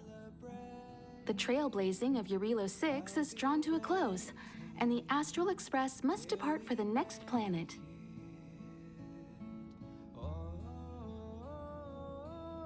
The universe is boundless, and trailblazing never ends. Even a lifetime isn't enough to explore every world. That's the beauty of the unknown. The meeting will start soon.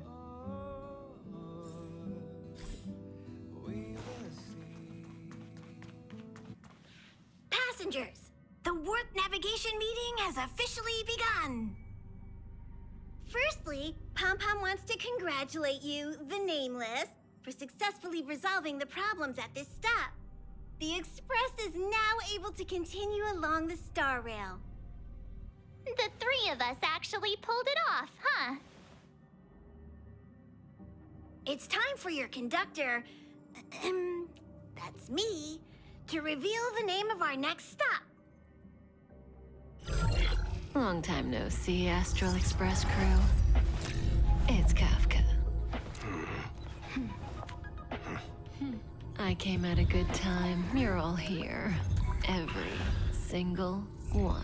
No need for the mysterious introduction, Stellaron Hunter. Himiko, correct? Apologies for interrupting your little get-together, but I'm sure once you've heard my request, you'll forgive me. I'd like you to make a destination alteration. I've seen your face before, Stellaron Hunter. Even if it was only on a corporation wanted poster. They were offering quite the bounty. Dead or alive. Do you know the figure? Doesn't concern me. Then again, a corporation bounty is a compliment, not an insult, don't you think? The higher the figure, the bigger the compliment. You wanted criminals sure know how to look on the bright side of things. I will say, Herta certainly paid you all a compliment. A maniac that claims he can see destiny, leading a bunch of wild lunatics in pursuit of the most dangerous objects in the universe. And Herta doesn't give out compliments very often. In pursuit of the most dangerous objects in the universe, huh? Well, in that sense, you astral expressors and I are cut from the same cloth. You're in the wrong place, Kafka. We're not about to accept your request, and we're not about to get into bed with a Stellaron Hunter. It was nice talking with you. Perhaps next time you'll be willing to pay us a visit in person, and we can continue our little discussion. Have you guys heard of the Law Fu? The Xianzhou Lawfu? It belongs to the Hexafleet of the Xianzhou Alliance. We've heard of it. But what you haven't heard is that it's currently very close to you. A couple of warp jumps away, in fact. Not to mention, 45 system hours ago, a Stellaron burst occurred on the Lawfu. An unexpected calamity, don't you think? What exactly are you Stellaron hunters trying to do? The Xianzhou Alliance aren't us. They won't give you time to explain. Once you draw the attention of the hunt, you become their prey. The Alliance will hunt you to the end of the universe. Stop speaking in riddles, Kafka. Say what you have to say. It's simple. That Stellaron has nothing to do with us, but the Xianzhou is convinced that we're responsible. My companion, Blade, has been taken away by the Cloud Knights. I want to bring him back, resolve this Stellaron crisis, and clear our names. Nothing to do with you? Yeah, right. Sounds like a weird coincidence to me. You just happened to show up after the Stellaron burst? Also, we're not your friends. Why should we care if a Stellaron hunter is innocent,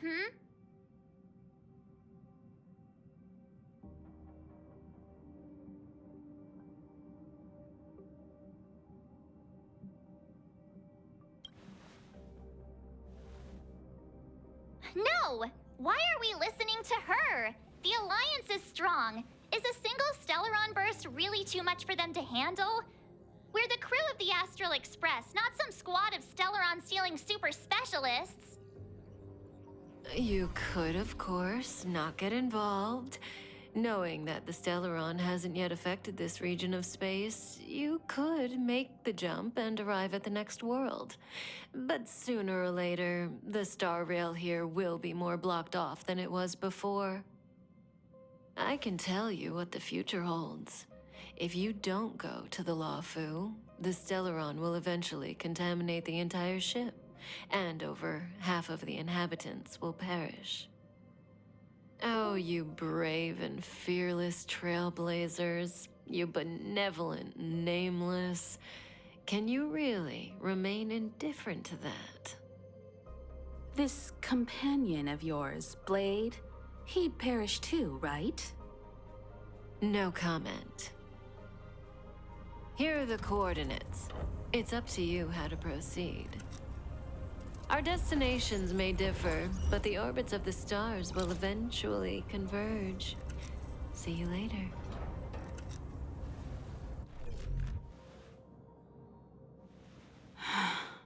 March, get Dan Heng.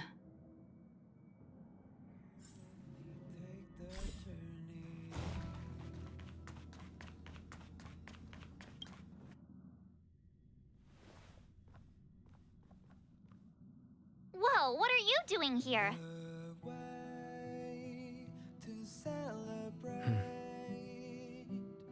I gave him the lowdown.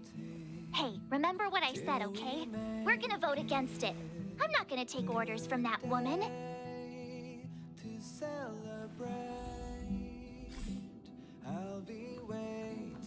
It's way too much of a coincidence. A Stellaron hunter shows up at the site of a Stellaron burst that just happens to be occurring nearby? Oh, I'm so mad. She just hijacks our communications and then hangs up? So rude. You used to know her, right? Was she always like that?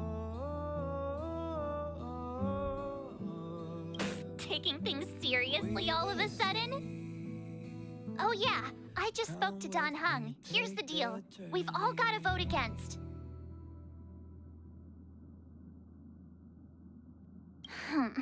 I should have known you'd listen to that Stellaron hunter. Whatever. But you should think before you do that.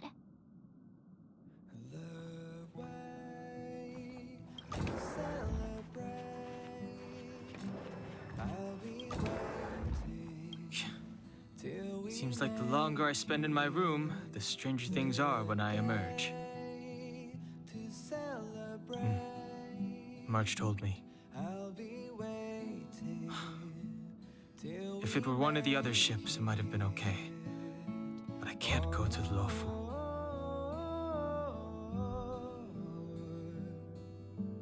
I'm forbidden from setting foot on that ship. Total interception of any attempt to enter the Dominion is how they chose to put it. So if you're planning on going, I can't go with you. I remember the Xianzhou was a sight to behold. Good luck.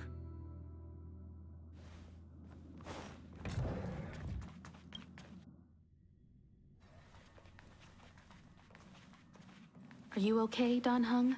March brought you up to speed, I assume. I'm fine. And yes, I'm up to speed. Good. In that case, with regard to the matter at hand, let's vote to decide our next move. Our Stellaron hunter claims that a Stellaron burst has occurred on the Xianzhou Lafu, and that we're in the vicinity. If we head for the Lafu, we may have the chance to save many innocent lives. However, it's also possible that our Stellaron hunter is lying and using us for her own ends. Neither Welt nor I believe that she's telling us the truth, but we can't just ignore the intel she's given us. So, we're about to hold a democratic vote on whether to set a course for the Xianzhou. All those in favor, hold out your hand. All those against, keep your arms by your side. 3, 2, 1.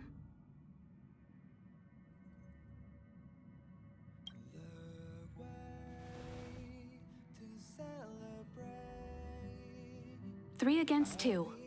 Well, it looks like the Astral Express crew has a majority vote to head for the Xianzhou.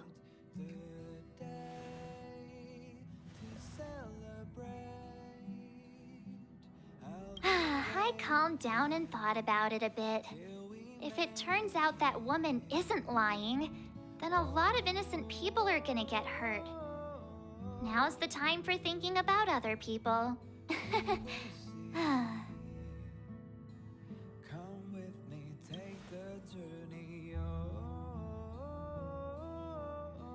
All right. I think we're all used to March's modus operandi by now. So, Dan Heng, you want to stay here? Yes. I'm staying this time. In that case, Welt, Ready for a trailblazing expedition? I know you've been itching to get out there for a while now, but make sure you take good care of the two of them. Don't worry. Destination Xianzhou, here we come! The train is about to make the jump.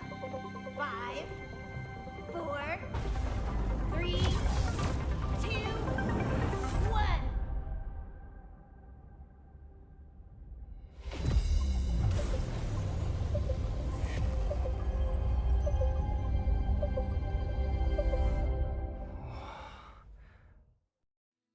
Whoa! So that's a Xianzhou ship? It looks even bigger than Eurilo 6! For the Xianzhou, these ships are their planets. Terrestrial environments are cradles that allow civilizations to survive and then develop. Some of those civilizations progress further, constructing spacefaring vessels, which allow them to voyage into the unknown. The Xianzhou Alliance is one such civilization. I've only glimpsed it a few times, but it's as magnificent as I remember. You okay there? What's with all the lonely nostalgia vibes? This is the Astral Express. I repeat, this is the Astral Express. We have arrived in Xianzhou territory. Requesting landing permission from ground control. From the bridge, I mean. Welcome to Lawfu Skyport, Starskin Fin. Please await transfer. Please wait transfer. Please wait transfer.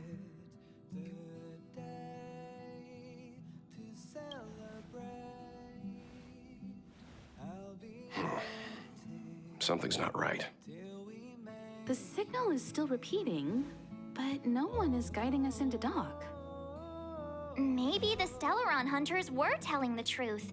It seems like something really did happen to the Xianzhou. A vessel arrives at a deserted spaceport. Isn't that how, like, loads of horror movies start? Let's not let our imaginations get the better of us. Please wait transfer. Please await transfer. Please wait transfer. Still the automated signal? Yes, it's still on repeat. Ah, there we go. The Jade Gate now opening. On behalf of the Xianzhou Lawfu, welcome, guests from afar. Please proceed to dock in accordance with the guidance. Huh? Is this still automated? The signal broke off. Seems that's all there is. We should get going. Himiko, stay vigilant back here on the Express. Relax. I've got Don Hung here with me.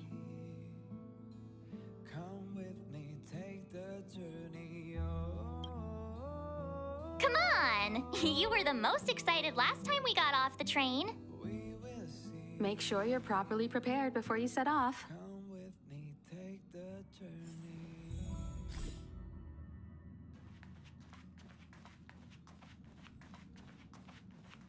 You need to take extra care on this expedition.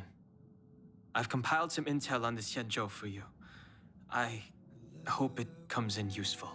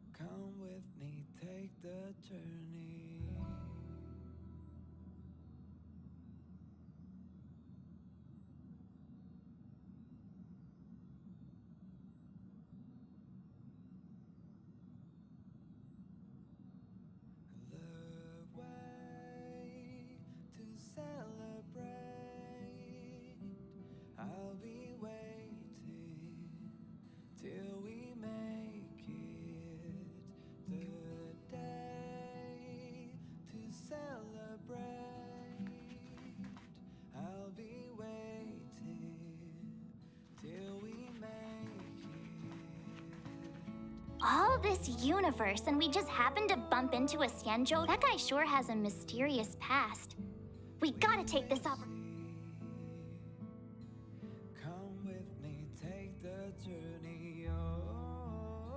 Fine, you're right. Well, in that case, we'll just have to take loads of selfies till he gets super jealous. I wonder if she even remembers we've got a job to do down there. It's just like waiting for Bellabop. I believe I'll have lots. Thank you for inviting me aboard the. Have a safe trip, you guys. Never. Don't worry about me. I'm just happy you're enjoying the journey. Pom Pom still seems a little sad.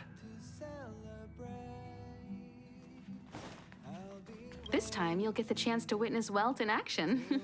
I'm glad he's going with you. Much appreciated.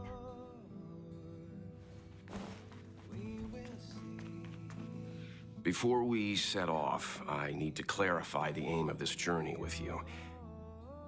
The Stellaron hunters have given us a lot to consider, and a lot to doubt. But the most important part of this expedition is...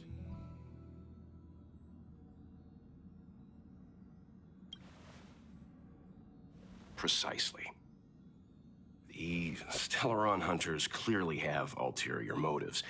However, knowing what they're all about, and given the focus of Kafka's words, I have no doubt that the Xianzhou is dealing with a Stellaron. The Alliance and the Express haven't had any previous dealings, so our arrival might not receive the warmest welcome. But as trailblazers, we're not in this for fame or gain. We just need to do everything in our power to assist the Xianzhou and eliminate the source of disaster. Always keep that in mind, and don't forget the way of the Trailblaze. Explore, understand, establish, and connect. Yeah! Let's go.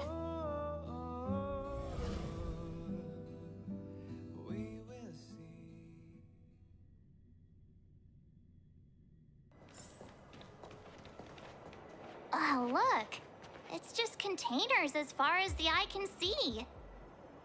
This area isn't for receiving guests, it's for unloading cargo. Who decided to send us this way? Such a huge port and not a soul in sight. It gives me the creeps.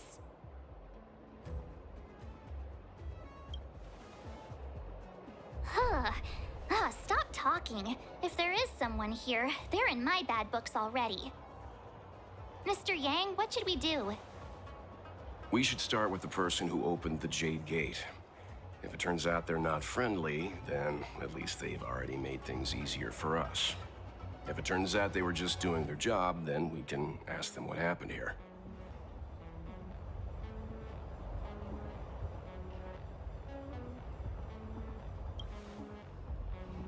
Are you forgetting we've got Mr. Yang with us? Oh, right. You haven't seen what he can do yet. Let's move. Keep your wits about you.